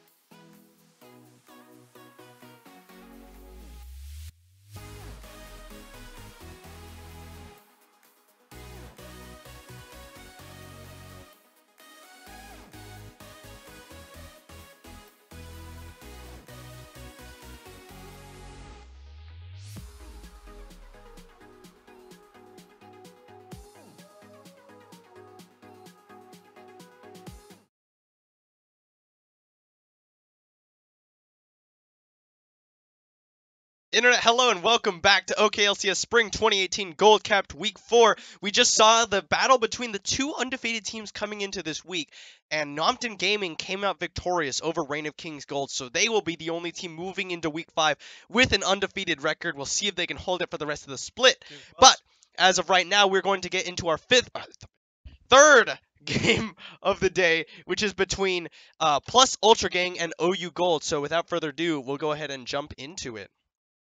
It is, of course, the Plus Ultra Gang on the blue side up against OU Gold on the red side. OU Gold, There's a couple unfortunately, of names. yet to take out their first victory here. There's a couple of names on OU Gold that I don't recognize. Elarion? Okay, Elarcion and Elarcion and Luke Ward, if I'm not mistaken, are the two top laners who are rotating between Platinum and Gold for OU. All right.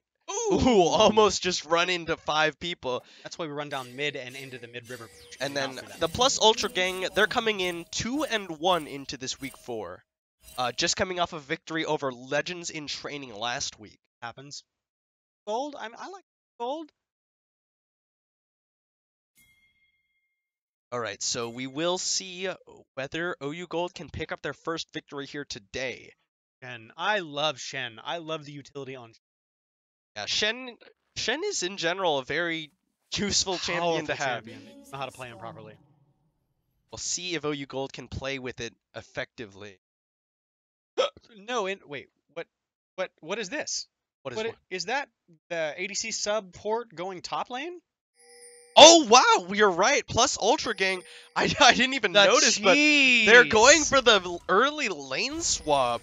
Again, this is not something you normally see happen. Yeah, they're going to try and aggressively. I think they're, yeah, Camille can easily clear waves and hold a 1v2 by herself. Wait. Yeah, she can hold a 1v2 by herself. They're going to cheese, man. Shen's going to walk right into that, and they're just going to clown him. Uh-oh, yeah. Oh, I missed the Zenith play from Double Doe. Hey, Larcion skills up his Shadow Dash to get back towards this tower. Oh, wow. Man. If you're going to cheese, man, you better cheese hard. Don't. Yeah. You should have saved that. You should never Zenith that early. Alright, so it is going to be the 2v1 situation in both top and bot. Well, we'll see. Because Varus and Morgana, that's another good poke lane. They've got some good range. And that Morgana has the longest stun in the game. 3.5 seconds at max level with that Q. Right. Scorcher going to take the combo from Lolicon Hero. Like, she might be coming around too. No. Level 2 acquired for OU Gold. They've got to land this Dark Binding. Oh! Reads a little bit too much into it. I'm disappointed in both of the supports on both teams. I'm disappointed. You have one job. Can't get that CC down. You can't go for those early kills onto the 2v1 situation. Ooh, now another combo coming out. Ignite available. He's gonna pop. Oh, doesn't pop it. I think that could have been a kill even with the barrier. I think he could have gotten that kill. So this is a strange 1v2. Both of Dark Binding will land this time. I see both of the solo laners are keeping even in CS, 5 and 7. The ADCs are also 16 and 17, so... Uh-oh, Hungerbunger getting aggressed on by Tyrant King Kerr. Uh-oh, just throw out the slow. Scatter the Weak will stun him up. Scatter the Weak. Yeah, this is interesting. The only time I would ever see this, where you have an ADC sub going top. Dark Binding is going to land, and now this might be a kill. No. Yes! First blood for OU Gold picked up. Nicely done. That's what you want to see. You want those supports to land that CC so you can get the 1v2 situation. Yeah. The only time I'd ever see the duo lane going top versus a solo laner is if you're going to put priority on the Rift Herald. Or if you're going to try and take an early turret. Or for cheats. In general... You don't see the lane swaps very often anymore because of that. It's cheese, you know. Dark Binding gonna come out. Good sidestep by the webs this time round. And Black Shield to absorb some of that damage from the webs. Looks like Swerve Lord's missing. They have. Oh, you're right. I think the webs is filling in, or I don't know, or Lolicon Hero might be filling in. I think. The team has changed a little bit on the side. I am really surprised that Plus Ultra Gang has opted for this lane swap. Yeah, nobody's changing. Because Leona Callista is a very dominant lane. Any Yes, it lane with is. Callista in general is very dominant in the duo. And then, of course, I think Camille is also... well, it kind of depends on how well the Shen plays it, whether the Camille comes out ahead in that lane matchup. Yeah, what I would have done, Callista Leona, I would have pushed it straight into turret, caused Shen to lose some CS, and I would have backed, asking Camille to also push out her lane and both lane swap again. Because, Oh, really? Why is that? well, that way, I mean, Leona versus Morgana is very powerful. If Morgana misses her poke or her long range Q, Leona can easily turn that into a 2v1 situation where one of either Varus or Morgana has to back. But, well, we'll see. The poke will beat out Leona's disrupt. The main reason you pick Morgana into Leona is because you can Black Shield as she goes in with the Zenith Blade to avoid the stun. But now she's level 3 and it wouldn't matter. You know. So Lolicon here is going to get another Ethereal Chain Snare onto Scorcher. Having a rough time in this lane. CS is pretty even, but Callista's 46 to Varus' 40, so Shen's doing okay. He's keeping up. And Shen can get across the map faster than Camille can. Camille can Especially move. with the webs not having his teleport, he burned it after going down. Ooh, close there. Syndra almost went down. Man, gold cap. You don't see this in Plat and Diamond. I love seeing some cheese. I hate Granted, cheese. at least Scorcher has been doing a good job keeping himself safe with the Scout of the Week. No. They're He's looking got it for worded. a dive, but Hungerbunger is spotted on a ward, so he is really just wasting time right now. Yeah, this is a lane gank. It's one he of goes in, and he's gonna get caught by Dark Binding misses, but here comes the rest of Plus Sejuani's Ultra going Gang. down. That's a Sejuani's good going three-man down. stun from Tyrant King Kerr. Hungerbunger pops the stopwatch, going but down. he's gonna be going down. They're gonna throw out the Dark You Binding. gotta Or be will he? He's kidding alive me. for now. Flash forward from Lolicon Hero. The auto attack, will it be enough? The webs gets the kill Nicely back. done. Yeah, the lane gank. Sejuani coming into the lane to gank and hiding in that bush is the most powerful gank you can have, unless it's Jax is coming in for the Tyrant King kill. Kerr jumps back in. Cigar's Funky Mama will be the one to go down. Morgana's And Eagle Frinkle. Morgana's There's going the down. level 6 from the webs. He Confirmed. gets caught by the Hextech Ultimatum. It's 3 kills for Plus Ultra Gang. I don't know why that's called the Hextech Ultimatum. It's not like you can run from it. There's no ultimatum. You either fight or you die. Oh, that's the ultimatum. Uh-oh. Scout of the Week almost catches the webs, but not quite. That's my favorite thing about a cheese, is they cheesed, and the blue team is, you know, they're doing all right, you know? That was honestly really well played from Plus Ultra Gang. Yeah. They bring down Tyrant King Kerr and Lolicon Hero because they see Hungerbunger there. They know that, and then the webs pretends, oh, I don't see him there. I'm gonna go in, and then they all commit onto him and they waste everything, and then they come in with a 3-man stun from Tyrant King Kerr's counter strike. You got bait, mate. And now Plus Ultra Gang, Nope. they rotate their duo lane back down here. Scar's Funky Mama trades nicely onto KJ. The shield, the black shield has a long cooldown. It's like 18 seconds Yeah, at level so 1. in general, you don't want to pop the black shield unless you're using it to block CC. Yeah, if they push up too far, Leona is going to go in immediately. I think Callista has a much better time doing level 1 damage, right, than Varus does? Or no, he's got higher damage. It really just depends on how extended the trade goes by. Because the longer they trade, KJ will just be stacking those spears. Oh, that's a Zenith Blade, and the Black Shield comes out too late, but Cigar's Funky Mama, the Dark Binding will come out, and they won't be able to chase any farther. Scorcher pops the barrier that time, so that means he is a prime target for Lolicon Hero and Tyrant King Kerr. Oh! The Zenith Blade's gonna land, the Black Shield not available. Their not Dark up, Binding man. hits a minion! There's the double Ignite, knockup, that's and Ignite. Double Doe will be going, or Double Doe will pick up the kill on the Cigar's Funky Mama. Now they're continuing to chase. Ingo Frickle comes in, Hungerbunger here, but he's got no level 6. So Dark Sejuani's Binding comes out, but they have no damage. And now they gotta back away. They flash forward, Ingo Frickle gets the Oh stopwatch, my and the God. Ren will Nope. not be binding him. Yeah, he missed the Ren by just a hair. Sejuani ult is not available right now, only level 5, and LB is coming in. Lolicon Hero gonna get the Ethereal Chains, but a Black good Black Shield. Shield. He will pop himself back over. Yeah, good trades on both teams, and the Infernal Drake is up, but the Rift is on the red side right now. Rift is about to go down. No, Rift Herald's about to spawn. It doesn't spawn until 10 minutes. I meant Scuttle. I'm sorry, no. Rift Scuttle. I hate the fact that they use 2 names, Rift Herald and Rift Scuttle. I hate that. But it will be a dragon going down in favor of Plus Ultra Gang. Lolicon Hero just using LeBlanc to zone them all away. And Camille with that cool 2-kill spot lane coming up against that Shen, man. Shen isn't necessarily going to have a hard time with this. he might have a hard time CSing. But I think once he gets his ultimate available... Shen's actually fairly good at CSing under tower. Yeah. And it looks like he will pick up the majority of that wave in the top lane, so nothing to worry about there. You just got to worry about the webs getting a little bit too out of hand. He's already got 2 kills to his name. Yeah, I'm really surprised. I'm not used to seeing the webs play top lane. I think he can float, actually. I think he can play wherever they need him to, because I've seen him mid lane as well. But they've got Tyrant King Kerr here in the bottom lane and Lolicon Hero on the way.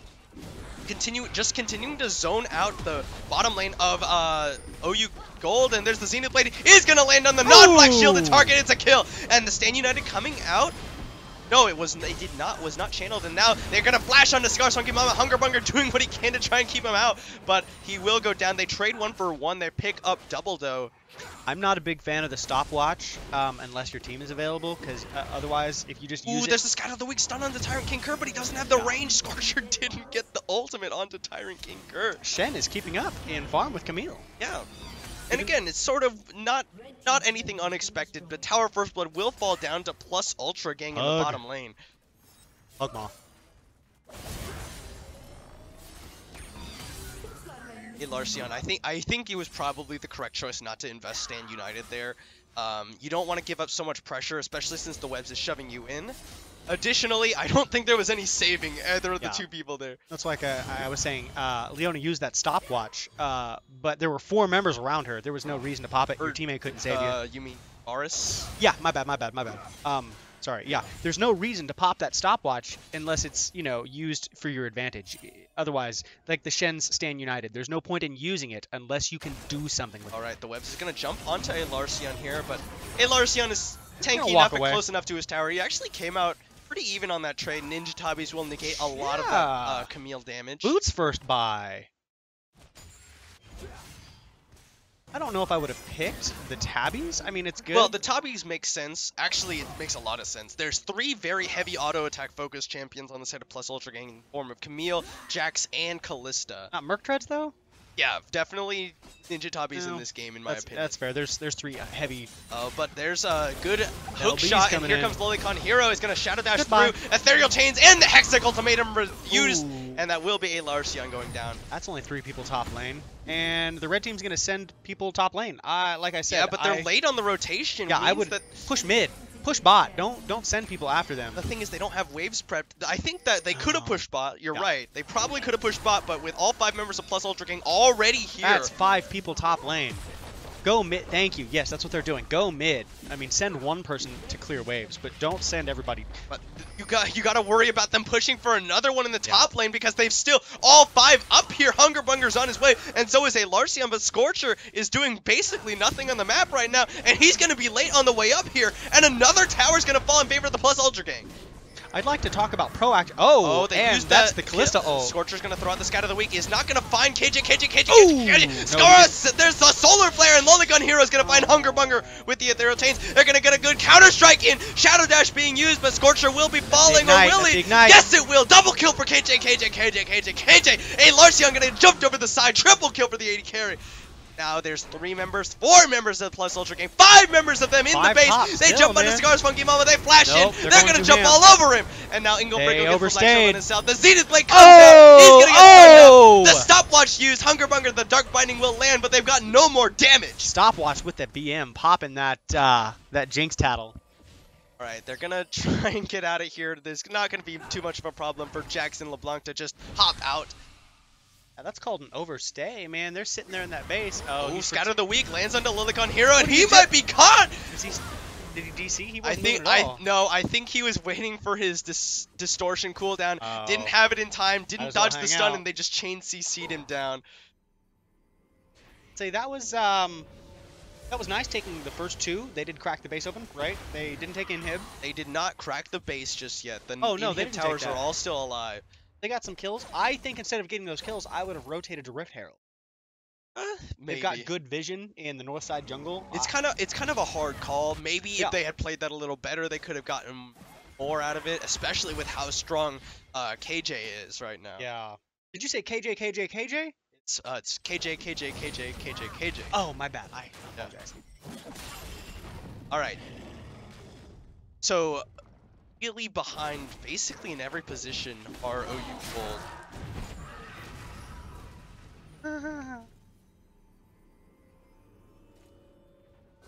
Gonna be, it's honestly, plus Ultra Gang, they have a very snowbally comp. Zenith Blade will land, but Hungerbunger gets away with the Arctic Assault. It was weird. Leona didn't completely follow. She stopped where... Yeah, so the way that Zenith Blade works, if someone's in the middle of a dash and you follow them, when Leona starts the movement, because, you know, it sort of moves on a delay after you land it, the moment she starts moving, she'll end up at the location of where the enemy champion is at that time. Okay. That was so weird, yeah. Since she started moving halfway through the Arctic Assault, she didn't exactly follow all the way onto the Arctic Assault. Good wave clear, got the Varus. I don't know if he can deal with the LeBlanc. Alright, Chain of ooh, trying to KJ's flash or dash forward, but Scar's Monkey Mama, they use the Stand United, and that was a bad move. Yeah, now that's a lot of pressure that they just lost. Lolicon Hero continuing to push the bot as the web's in the top. That's a 5-0 Kalista right now. Yeah. Runon's Hurricane Bloodthirster, no Blade of the Rune King, oddly enough. No, the sustain would be nice, but maybe that's going to be the next item. Yeah, it's normally you do see the Blade of the Rune King into the Runon's Hurricane because you can just stack bolts and Blade of the Rune King procs multiple times onto multiple members. Is there ever a time when you'd want to keep stopwatch, or should you kill it immediately? Unless you're building a Guardian Angel as like your third item, probably. Oh, okay, yeah, I guess you can build K or Gargoyle. So, in general, yeah, I'm surprised that it hasn't been sold yet. Tyrant King Kerr, good scat of the week into the dash, but Tyrant King Kerr is going to jump in, and there's the Fate's Call. Solar Flare misses only under the Black Shield, and now they're doing trying to get the kill, but Hungerbunger's the one who goes down. And Tyrant King Kerr is able to survive through the Unleashed Power, just no damage from Scorcher. He doesn't even have the Morellonomicon. They're playing cocky. They know they're in the lead right now. They've got about a 8,000 gold. I mean, there's a difference between playing cocky and playing confident, and the Black Shield gonna come out, be double dose, and gonna get rooted up under tower. Ooh. He's gonna go, not gonna go down thanks to the tower falling in first. Yeah, man. Oh, hard, man. Varus got that Rage Blade, but he's only 1 in 4. They're just really behind in general right now. What's that phrase where you either go hard or you lose? Feast or famine? Yeah, feast or famine. Yeah, that's kind of how. Well, feast or famine more refers to like a team or a player who either stomps the game or gets stomped in the game. Yeah. That's how Pug plays. Sometimes they lose. Ooh, Scat of the Week is gonna land onto the support AD carry, and there's a Dark a Binding and the Chain of Corruption. Their Chain CCing him down. He will get shut down. Nicely done. Good Chain CC from OU Gold. Pug likes to play these champions where they either go hard. You're definitely not wrong. Kalista and LeBlanc, both champions that either feast or famine, but the Webs is going to be able to hook shot out to safety. And the range on that hook shot, being able to go to a wall and jump over it, is insane. Gold, they're trying to do something, but they hook shot in. Dark Binding gonna land, but OU Gold, they can't continue because they don't have the damage. There's so many people on OU Gold who don't have a first item yet. I don't think anybody. Only Cigar's Funky Mama has his first item, but the Ethereal Chain's gonna land. Hungerbunker rooted in place, and Lolicon Hero picks up the kill. Solar Flare used. It's gonna slow up 2 members, but they can't continue the chase. Yeah, man, we got Camille with a Trinity already. Jack's got his jungle item. Yeah, the Sil's Cinder got that Hex Tech. Ballista got that big 2 items plus boots. And that's just this. Varus is the only redeeming factor right now. He's got his Rage Blade, but if he doesn't have the ability to get those procs, those 6 procs. Yeah, but he's so far behind. They're so far behind. They're lacking in damage. It makes it really hard to kill this. Like, when you have a bruiser that's ahead and the enemy's damage dealers are behind, they basically become tanks that just murder your team. Don't have enough damage to kill off any of the members of Plus Ultra Gang. Unless they're chain CC'd for like 5 years, as was the case with KJ. Split push and now Hungerbunger, I don't know if he's tilted or on autopilot, but he's built a Bomby Cinder after his Cinderhulk is completed. That's not at all what you want. He's building Sunfire and Cape. You can't, Sunfire Cape and Cinderhulk, not only do they not stack, but you almost never want to go a Sunfire Cape on a jungler. I hate Sunfire Cape on jungler. Hate it. If you want to build the Cinderhulk, the jungler item, I mean, that's good, but don't it doesn't stack. Yeah, they don't stack. Just You could build a different armor item. So much better than scrambling. You know, they're a little behind right now. Might be panicking. That's okay. See where this. Hunger Bunger now 3 levels down to Tyrant King Kerr.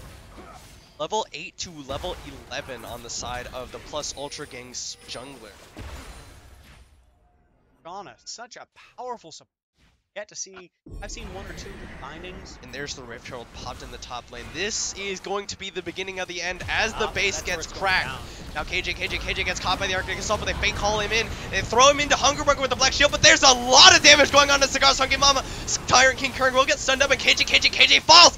Tyrant King Kerr now running away. The Solar Flare used, but now they can just focus on Div 1. Tyrant King Kerr gonna take a lot of damage. Cigar's Funky Mama gonna get the auto attacks off. One more! Larcian flashes for it. Dark Binding not gonna find double dough, but they've got to deal with the webs, and Lolicon Hero split pushing the other 2 lanes. The Scat of the Week not gonna land. The web's gonna hook shot out as he cracks the base. That's 8 turret.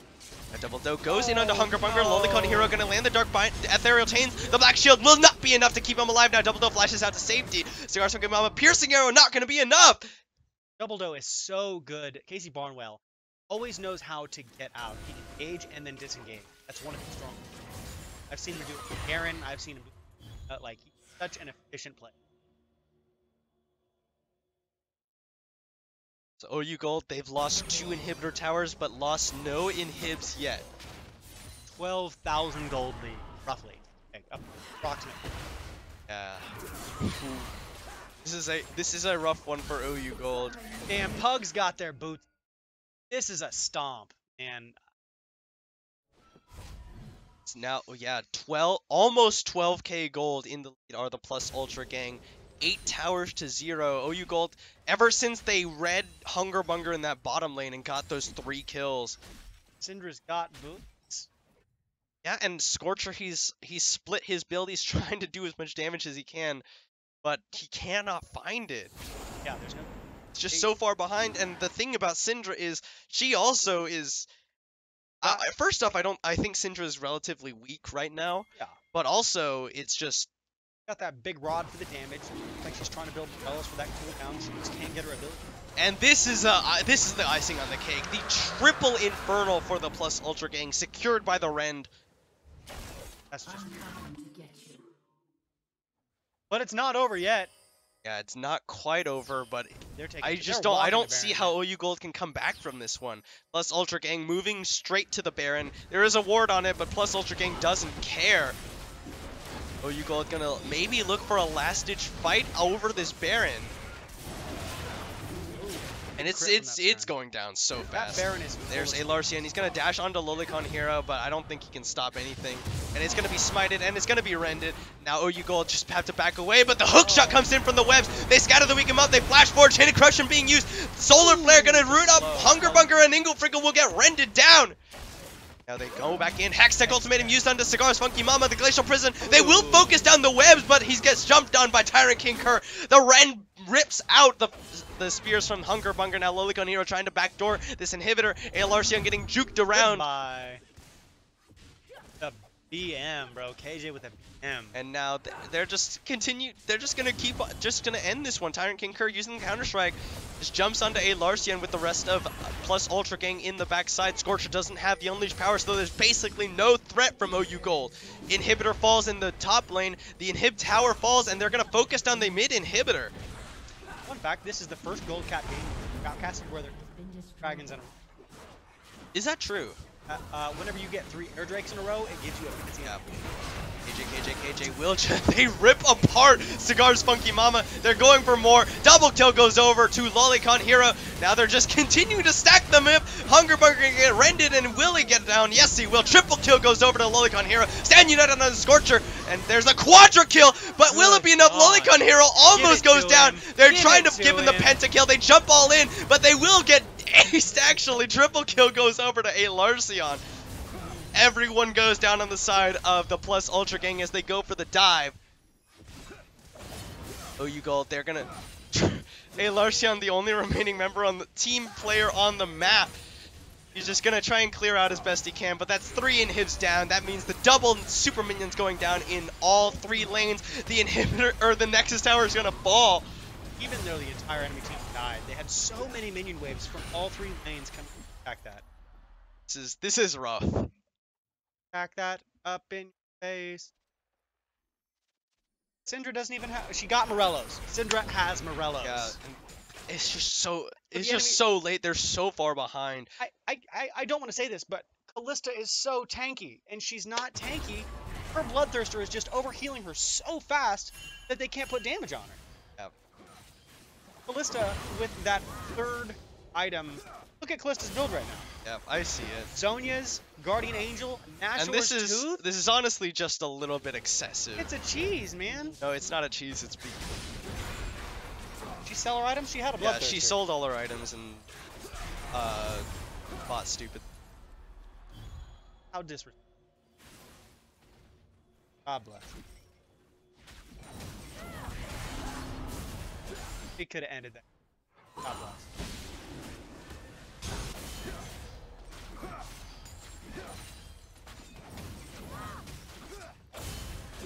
Having fun. I mean, this game is essentially over. OU Gold can't leave their base. No Nexus Towers. 3 inhibs down. Just gonna slowly pull the minions in as all 3 waves come in. And the Nexus Tower is gonna fall almost to minions exclusively. So the stopwatch being, or the Zanya's being used. They throw in one. Redemption gonna come out. The Glacial Prison lands onto KJ, but no Nexus Towers and minions streaming in. Even if they lose this fight, they're gonna win the game just through minion pressure alone. Double Dose the first victim to fall. KJ goes down. Cigar's Funky Mama also died in the fight. The hair. Unprofessional. And then the game is gonna be over here. The Webs is gonna finally get onto the Nexus. There it is. Plus Ultra Gang will pick up a victory. All right. So They got one. Yep, plus Ultra Gang will pick up, I think this is their this is their 3rd victory, so they are 3-1 now over here in week 4 of the OKLCS. We're gonna take a short break before we get into our final game of Gold Cat for the day, which will be between Taste Like Purple and Legends in Training. So thank you all for watching, and we'll see you in just a few minutes.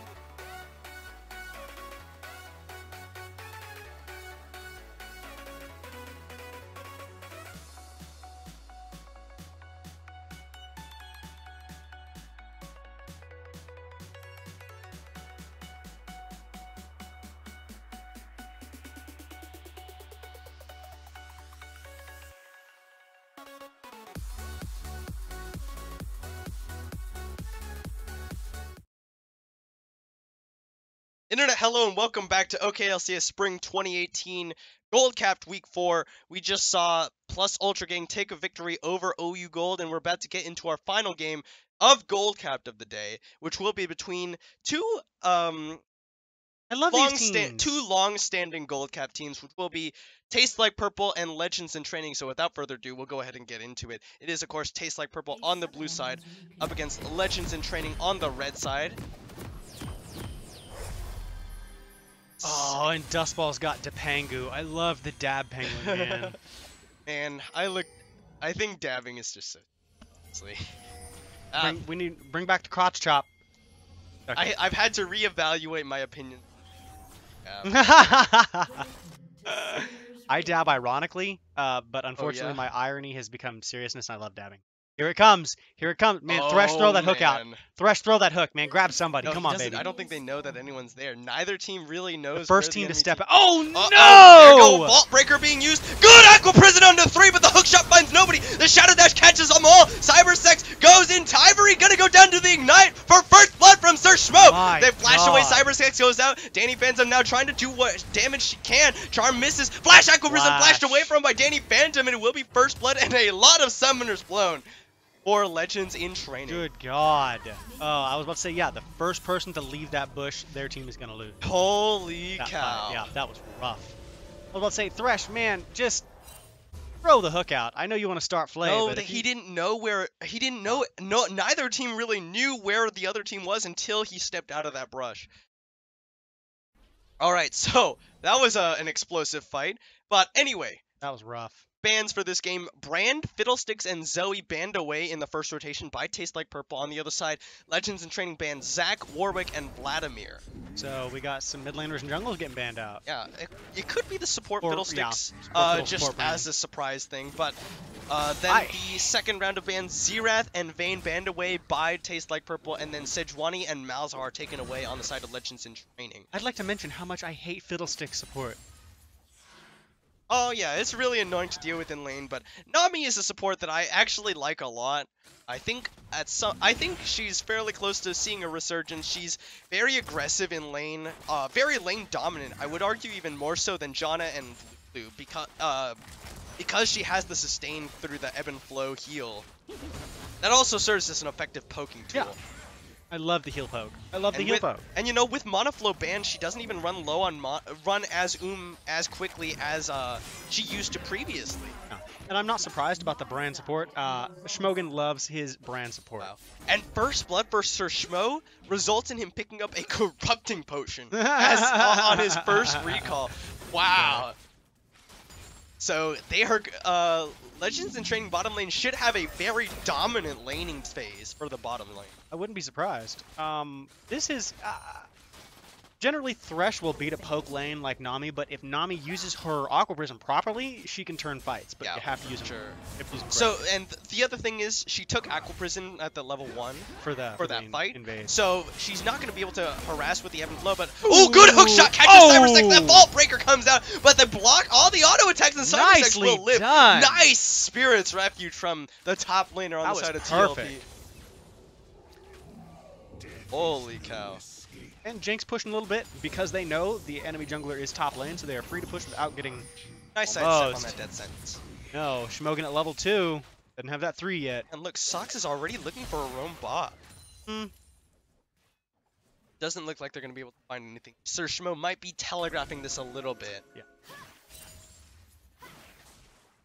Vel'Koz mid. Toe Knuckles. Toe Knuckles pulling out something I don't think we've seen this from him, at least not on stream yet. Sir Schmo, close on that death sentence. Almost. If it doesn't go wide, does it go narrow? Fine. Don't you? Oh, you walked right into it. Yeah, he was just trying to get some more autos, but here comes Panther. That's the slow. Sir Schmo has no flash. There's the bandage toss, and Summoner Heal comes out, but it's not going to be enough. Sir Schmo will go down. Ivory picks up that kill, but Panther getting focused down. Summoner Heal came out from Danny Phantom to keep him alive, but there's another death sentence. The Flay comes out, flash away from Have Fun TBH. Oh my God, Ivory predicting where Twitch was going to go, throwing it to the right, and Twitch actually walked into it. Very nicely done by TLP to get that gank successfully off. Sir Schmo walks a little bit too far forward. Is Ivory the standard support for TLP? I I don't know. I recognize the name. Yeah.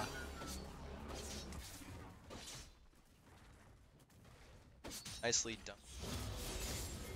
But Shadow Dash in onto Dust Ball from Cybersex. He's gonna trade back with the hook shot, but Cybersex got a really nice trade-off, especially with how big that minion wave was. this is a complete copy of last game's top lane matchups, Camille versus Yeah, Shen. Shen versus Camille, but it is going a lot better for the Shen this game. Nice evade on that gank too, really good with the Spirit's Refuge to block up all of Dust Ball and College's. Oh, and there's some drag. Oh, good a Aqua Mumu, Prison but gonna he's got, land. The he's got charm the will bandage follow, toss. but the Dark Passage will keep him nice and safe. Tonako's throwing out some Bandage abilities. toss getting College come is in. very Yep, low. there Bandage it toss. is. They find College, and now Panther's gonna turn around to There's the the smite. dragon. He's got his smite, and it's secure for Taste Like Purple. Nice bandage toss. I think Panther played a Mumu last week. Yeah, And his or bandage I don't tosses know if were it was. a little... I don't know if it was last week, but it's definitely a seen mainstay it. for the jungler of Taste Like Purple. Yeah, it looks like he's staying calm and he used his Q appropriately instead of just throwing out Q. Don't just throw hooks. No, use them when the time is right. Panther with the precision bandage toss onto the very low jungler on the side of Legends in Training. College is level 3 to Panther's level 5. Excellent. Yeah, excellent, excellent. Not a really strong CS lead. It looks like TLP's got a good lead right now. Not too big a CS leads in any of the lanes yet. One kill on Nami. Nami's got that one kill. Yeah, Nami did pick up that first blood. I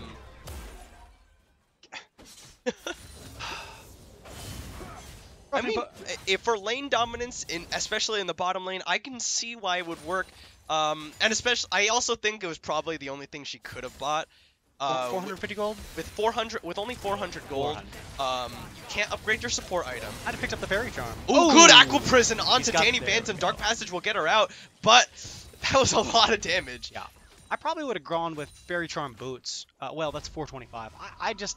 It just kind of depends, really. Cybers. Alright, Dust Ball gonna... Ooh, not quite catches Cybersex out of that.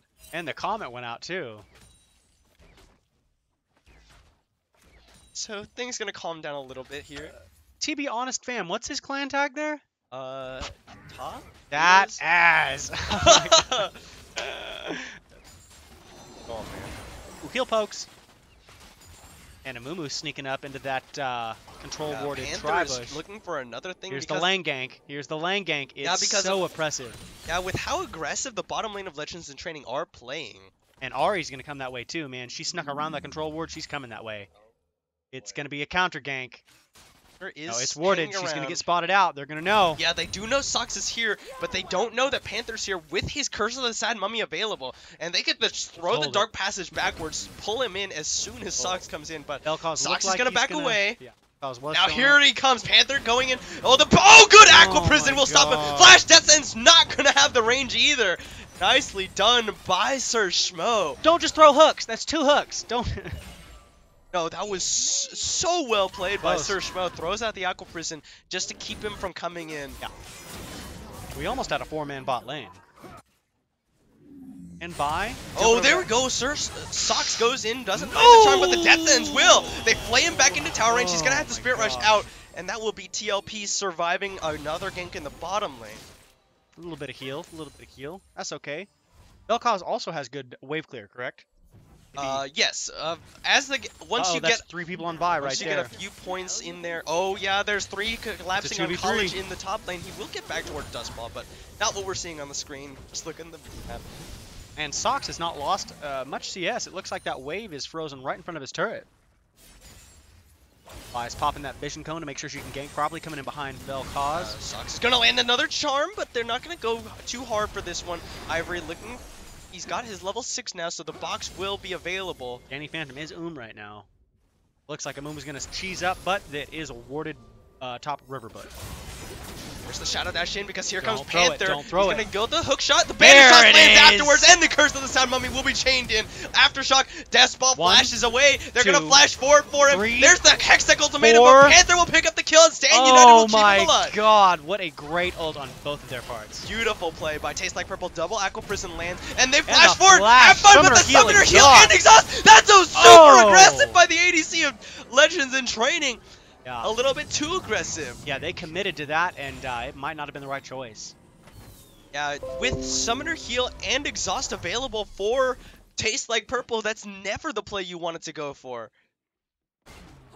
Yeah, that was an aggressive play. It was close. I appreciated the Aqua Prison, but I don't think I would have followed up on it. No, I would have. I'm trash. I would have died too. Holy cow. Taste Like Purple, they're picking up advantages all over the place in Legends in Training. They're feeling the pressure due to their top laner going down there. And then, as a result, they go for an over-aggressive dive, and Have Fun TBH fam gives up yet another kill. 4 kills on the side of TLP. Legends of Training had that nice first blood, but they... And now Panther, he's gonna go on into I Love College, and College doesn't even have any offensive stats right now. Nope. No Black A Cleaver. full Cinderhulk compared to just Boots. I hope to see Vi with Black Cleaver Trinity Force. I hope. Kidding. Don't do that. There are arguments either way for Black Cleaver or Trinity Force on Vi. I think both are viable items on Vi, but in general you don't want to buy both. Viable. I'm sorry, that's nice. Stupid. Kind of back. Both teams are playing pretty evenly. Nobody's tilting. They're doing surprisingly well. No turrets have gone down yet. A little bit of extra pressure for Taste Like Purple now. And yeah, Vel'Koz, what I was saying about Vel'Koz is he kind of suffers a little bit in the early laning phase. Yeah. Sox will push him in, but once he gets a few points in his abilities, he will be able to come in. Ivory walks a little bit too far forward, but here comes the counter gang. They bandage toss up College, but the Assault and Battery gets onto Danny Phantom, but they don't have the damage. Good double Aqua Prison, but the Curse of the Sand Mummy super mega takes out College. That's what we were talking about. He's just too far behind, and here comes Toe Knuckles. Now they're going for the 2v2 up here, but now Sox is going to make it a 2v1. Cybersex is going to dodge away, but the Hextech Ultimate means there's no escape. Charmed up, and it will be a kill for Legends in Training. Hey, got that nice, coming up. They saw that fights were going down bot lane, and Ari made sure to roam top. I like that. It's a good roam by Sox for Legends in Training, but it will be a dragon going over to Taste Like Purple. They've got to try and equalize that with a tower going down in the top lane. I don't know if it's going to be close, but notice how Sox, instead of congaing in, going bot lane because everybody else is going bot lane, he's moving his pressure top lane. That way he can at least and they will pick it up. Yeah. Legends in Training are going to pick up Tower First Blood in exchange for that Cloud Drake. So 2 dragons over to the side of Taste Like Purple thanks to that one fight early on. Oh, okay, they're not cheesing. Like Purple.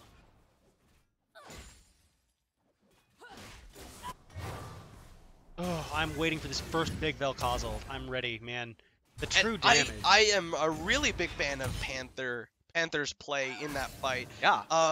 He saved that ult. Yeah, he not only that, but he bandage tossed backwards as a peel tool for Danny Phantom. Whereas a lot of times you see these dive-oriented junglers go hard onto the enemy ADC. He peels I Love College off of Danny Phantom.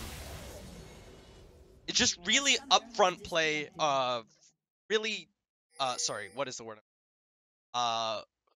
Good play, just good play by Panther. Good decision making. He didn't use his Q as an initiative. So now Sox not looking for anything sneaky. He's just here to help his team push onto this bottom lane, but they do have Panther, and College is gonna face check into him. Bandage toss will land. Death Sentence gonna be ready. Gonna Vault Breaker out. Oh, Amumu's ult's up in 15, all 20 seconds. 5 members of Legends in Training down here. No Sand United is available. Assault and Battery on the Panther. They get in onto him. Curse of the Sand Mummy not available. He's charmed up, and the Life Form Disintegration Ray there it is. will take one back. Now their College is running away. They got the kill with Danny Phantom. Double kill to the AD carry. Geometry, baby. Taste Like Purple. Yeah, it kind of does. Sorry, mouth noises. But Cybersex, he used the Sand United. Oh no! Oh, good charm lands, but it's not going to be a kill. Oh, Shen with that counter top, man. Both top turrets going down. Yeah, he tried to Sand United to save Panther, but didn't get it off in time. But actually, that ends up working out better for Taste Like Purple, because now he can pressure the top lane. Charm. Oh. Both teams kind of overstand. It looks like Legends are trying a little low on mana. Hook's going to go wide. Yeah, but Vel'Koz is ready, man. He popped his ult, but that was about it. He's generally saved his mana and his abilities for the follow-up. Toe Knuckles and Panther, man. I love that combo. But look at Toe Knuckles CS over Sox. Sox has been moving between lanes. And granted, his play top lane worked and secured first tower blood, but the one bot did not. And as a result, he is so far behind in CS compared to the opposite mid lane. Sox with 3 assists, his team with 3 kills, so he has been present for every single team. 100% kill participation on both him and Dustball, actually. That's what I like about Legends in Training, is they're a very team fight oriented team and they'll win to roam correctly. I mean, Banishtoss not going to close the gap, but he's looking for more. Super Mega Death goes wide, but he gets Charmed Up. Curse of the Sad Mummy onto 2, but he's not got the team here yet. He will be able to make it out, so that ultimate used, Death Sentence, he's going to land onto College. Oh Nicely done, God. and the Shadow Dash. They chain CC down the enemy jungler. What a hook. Nicely done by Ivory. It's like Purple, they're trying to force down the mid, but they don't have a wave here yet. Ivory, if you'd like to get a name change, I would recommend Captain Hook. It's probably taken, but Captain Hook. Yeah. Or Commander Hook, Colonel Hook. I'm not. All right, there's the tidal wave invested by Search Mode just to push them away from the tower. Give some breathing room for Legends in Training. Tommy's ult on a pretty low cooldown. I think it's like 1.5 minutes. Oh, here comes that sneaky socks. I mean, not sneaky sock. Stop. Sneaky Twitch. My bad. They were mid lane. That's. Oh, Knuckles just continue to throw out the Plasma Vision. Just getting some poke down. Then Tastes Like Purple, they really like this style of play with hyper carry for Danny Phantom, so she can just get really fed. And they're off to a good start with it. 4-0-2 on Danny Phantom's Jinx. Tasty, tasty geometry. I hate Vel'Koz. Such a powerful champion if played correctly. And they've got a pretty team fight orient. They got the Amumu ult and the Shen, so that's kind of a wombo. And you know, Danny Phantom is between College and pinched. the tower, but the Pinched. Assault and Battery teleport coming in. Got Dark Passage deal. will get her to my safety, God. but the hook shot coming in. The Death Sentence will goes not wide. land, but they don't have the range. They can't get in. And now they've That got turret more go down. coming in, but Have Fun is going to get caught. Super Mega Death Rocket, he flashes away. Yeah, I was wondering what Danny Phantom was doing until I realized that she was between the Vi and the tower. But Ivory with a good Dark Passage. Charm not going to land on the Panther. There's a Banish Toss in. Curse of the Sad Mummy not available, so now he's getting focused on by Legends in Training, but here comes Tastes Like Purple to back him up. Death Sentence going to be flashed away from by Sir Schmo. 4-man bot. Oh, what is with the bot lane fiesta? I just want to see some fights top lane. Shen going for that tier 2 top lane turret. Oh yeah, he's getting a lot of pressure, and he's got the Stand United available if he's needed down there. Curse of the Sad Mummy still not quite there. Descent's gonna land onto Socks. They've got the Tectonic Disruption and the Life Disintegration Ray. Curse of the Sad Mummy came out, and Dustball's in the middle of the fight. Tons it up. He's going down. Danny Phantom goes unstoppable. 5-0-4 for the 80 series TLP. That's 5 bot, man. That's such an aggressive play. Shen did not take that tier 2 top turret. Tastes Like Purple, they will pick up another tower. Alright, so TLP, now they rotate perfectly over to the Cloud Drake, spawning in about 10 seconds. As Toe Knuckles is sent to the mid lane to clear out that wave, pushed into the tower, and that'll be an easy pickup, the 3rd outer tower for TLP over Legends in Training. For people, they want that Drake, and seeing as how Have Fun, he's looking for a kill on the Toe Knuckles line. I don't think he has the damage. Spray and Pray coming out, but he's gonna get caught by the Tectonic Disruption, and there's the Death Sentence into the rocket. Danny Phantom, the sniper. Captain Hook. Fox is looking for it. There's the stopwatch from Toe Knuckles. They're looking for another Death Sentence, but there's the Shadow Dash in from Cybersex in the backside. They got the damage. They got a crit from Danny Phantom. Will be enough. Tastes Like Purple find another. Oh yeah. And that will be the 3rd outer tower going down in favor of TLP. TLP is nasty with their teamwork. Their teamwork is on point. They're always rotating around the same quadrant of the jungle that they're in. More importantly, as far as their synergy goes, they all seem to be relatively close to on the same page. Yeah.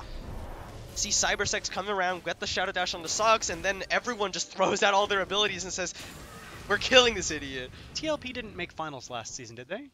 They did not make finals. They were in the 3rd place match. I would not be surprised if TLP one of the contenders for this. They are playing just excellently this season. They've got to get through Nompton Gaming and Reign of Kings Gold though. Have they played either of those 2 teams yet? Let's take a look actually. I'm sorry, I'm not super. Okay, so TLP did lose to Nompton Gaming in week 2. They have yet to play Nompton Gaming. Or I'm sorry, Reign of Kings. TLP pick up a Rift Herald. Four men. They've been rolling as 4 men. They're doing the 4-1 strategy, letting somebody go off by themselves.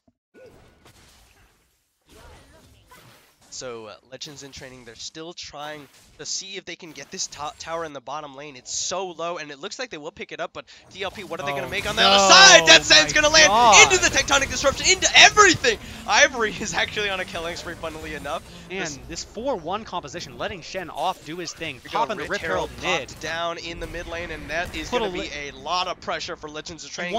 They're not ready for, honestly. You want to put about 25% of the turret's health before the Rift Herald hits. Go, Rift Herald just gonna barrel into that tower. It's gonna be going down again. TLP, they move forward aggressively. Danny Phantom knows that she is safe to move forward and just look for those free autos. Orb of Deception comes out, not gonna be enough to clear out the wave. A big chunk out of that one. Tidal Wave comes across, knocks up one.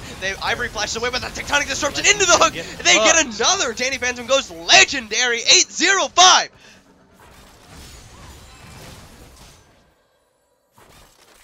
I may not recognize Ivory, but his hooks have been on point.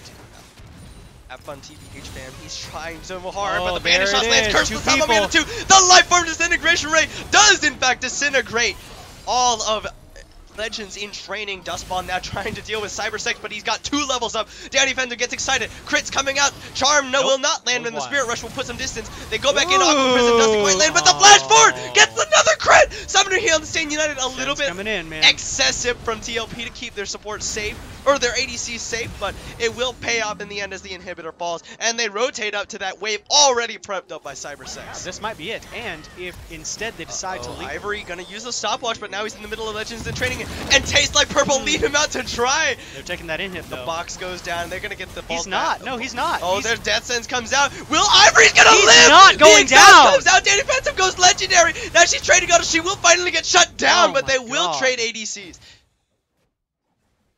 Ivory is definitely a support you'd like to keep your eyes on for this for these next 4 games coming in this split. Holy cow. His Thresh has been on point. Every single hook he has thrown except against Ahri has been just 100%. Will be a big shutdown for Legends in Training, but with an inhib down in the mid, a naked inhibitor in the top, it's just so hard for them to come back here, and Dustball can't even deal with Cybersex. No, he cannot. No, he cannot. It's now a 3-level discrepancy for Shen over. That's a free Baron. I mean, if they decide to take it, that's a free Baron. There's no way. I mean, they've got siege minions pushing, big minions pushing mid. Oh, yeah, they're at least gonna set up for it. Jeez. They were setting up for it. They've got some good vision in the red side. They will know when I Love College walks through this area, and Danny Phantom going to be handed off the red buff as they move towards that Baron. Danny Phantom going hard this game. I mean, she's been a little up and down, but her team has definitely been behind her this whole game, and she's 10-1 to show for it. And that's one of the big things I like a lot about TLP is how secure they are in their identity as a team.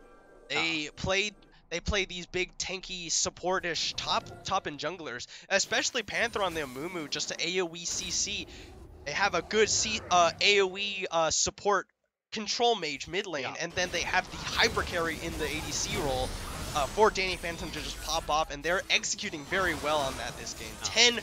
10-1-6 on Danny Phantom's Jinx. Here comes the cheese. They're gonna ward for that Baron. Oh my god. They're baiting the Baron. They know there's no vision available. Oh my god, Sox is about to face check. Oh! No! Nicely done. He knew it was coming. Oh, flash forward from Panther, but he doesn't Get out of there. Yeah, okay. A little bit ambitious, but the Banish Toss get out of there. land. Curse of the Sun Nicely flashed away, but College gets it on Danny Phantom, behind. and the Hex Ultimatum is available. Danny Phantom is surviving! The shields come out, College doesn't survive. Super Mega Rocket comes out, and Panther will just get onto Sox. 2 more kills. They don't have the damage to get through everything that TLP has to offer. I think Sox has dodged every single hook thrown at him this game.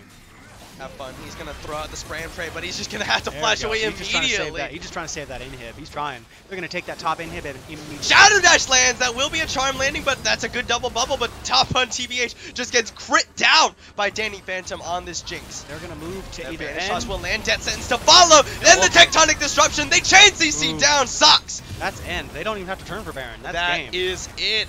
Tastes Like Purple. They've got 2 members dead for Legends in Training, focusing down. Death Sentence lands after the Vault Breaker. They go in with the hook shot, but will it not be enough? Hextech Ultimatum, Danny Phantom trying to do what she can, but she cannot survive the Precision Protocol. But it will be enough. Tastes Like Purple secure both Nexus towers, and they will be securing the Nexus. Nothing Sir Schmo on his own can do. And it will be Tastes Like Purple picking up the victory over Legends in Training in Week 4. Just one of my favorite teams. These are both of my favorite teams, and I would not have cared which, just whoever won. I love both these teams. Nicely done. So it will be Tastes Like Purple taking the victory over Legends in Training. Slight correction to what I said earlier. Plus Ultra Gang is now 2-2 going into Week 5. I had a mistype on who won in 3. But in any case, Tastes Like Purple, they will be going in 3-1, in fact, into Week 5. And again, go ahead. Every single one of these teams still has a chance to make finals. Every victory counts, especially even if you're secured a place in the playoffs. You'd always want to go for those higher seeds, give yourself a better chance going in. Place. So that will be it for Gold Cap today. Even Namsen at 4-0, you know, they can still lose the next 4 games. Yeah, every game matters in the regular season. So, well, to an extent, but. That will be it for us for Gold Capped. Hope to see you tonight at 6 p.m. for Diamond Capped Week 4. It will be very exciting. And then Platinum Capped, of course, tomorrow night at 6 p.m. Thank you all so much for watching, and hope to see you then. Have a good day. Us.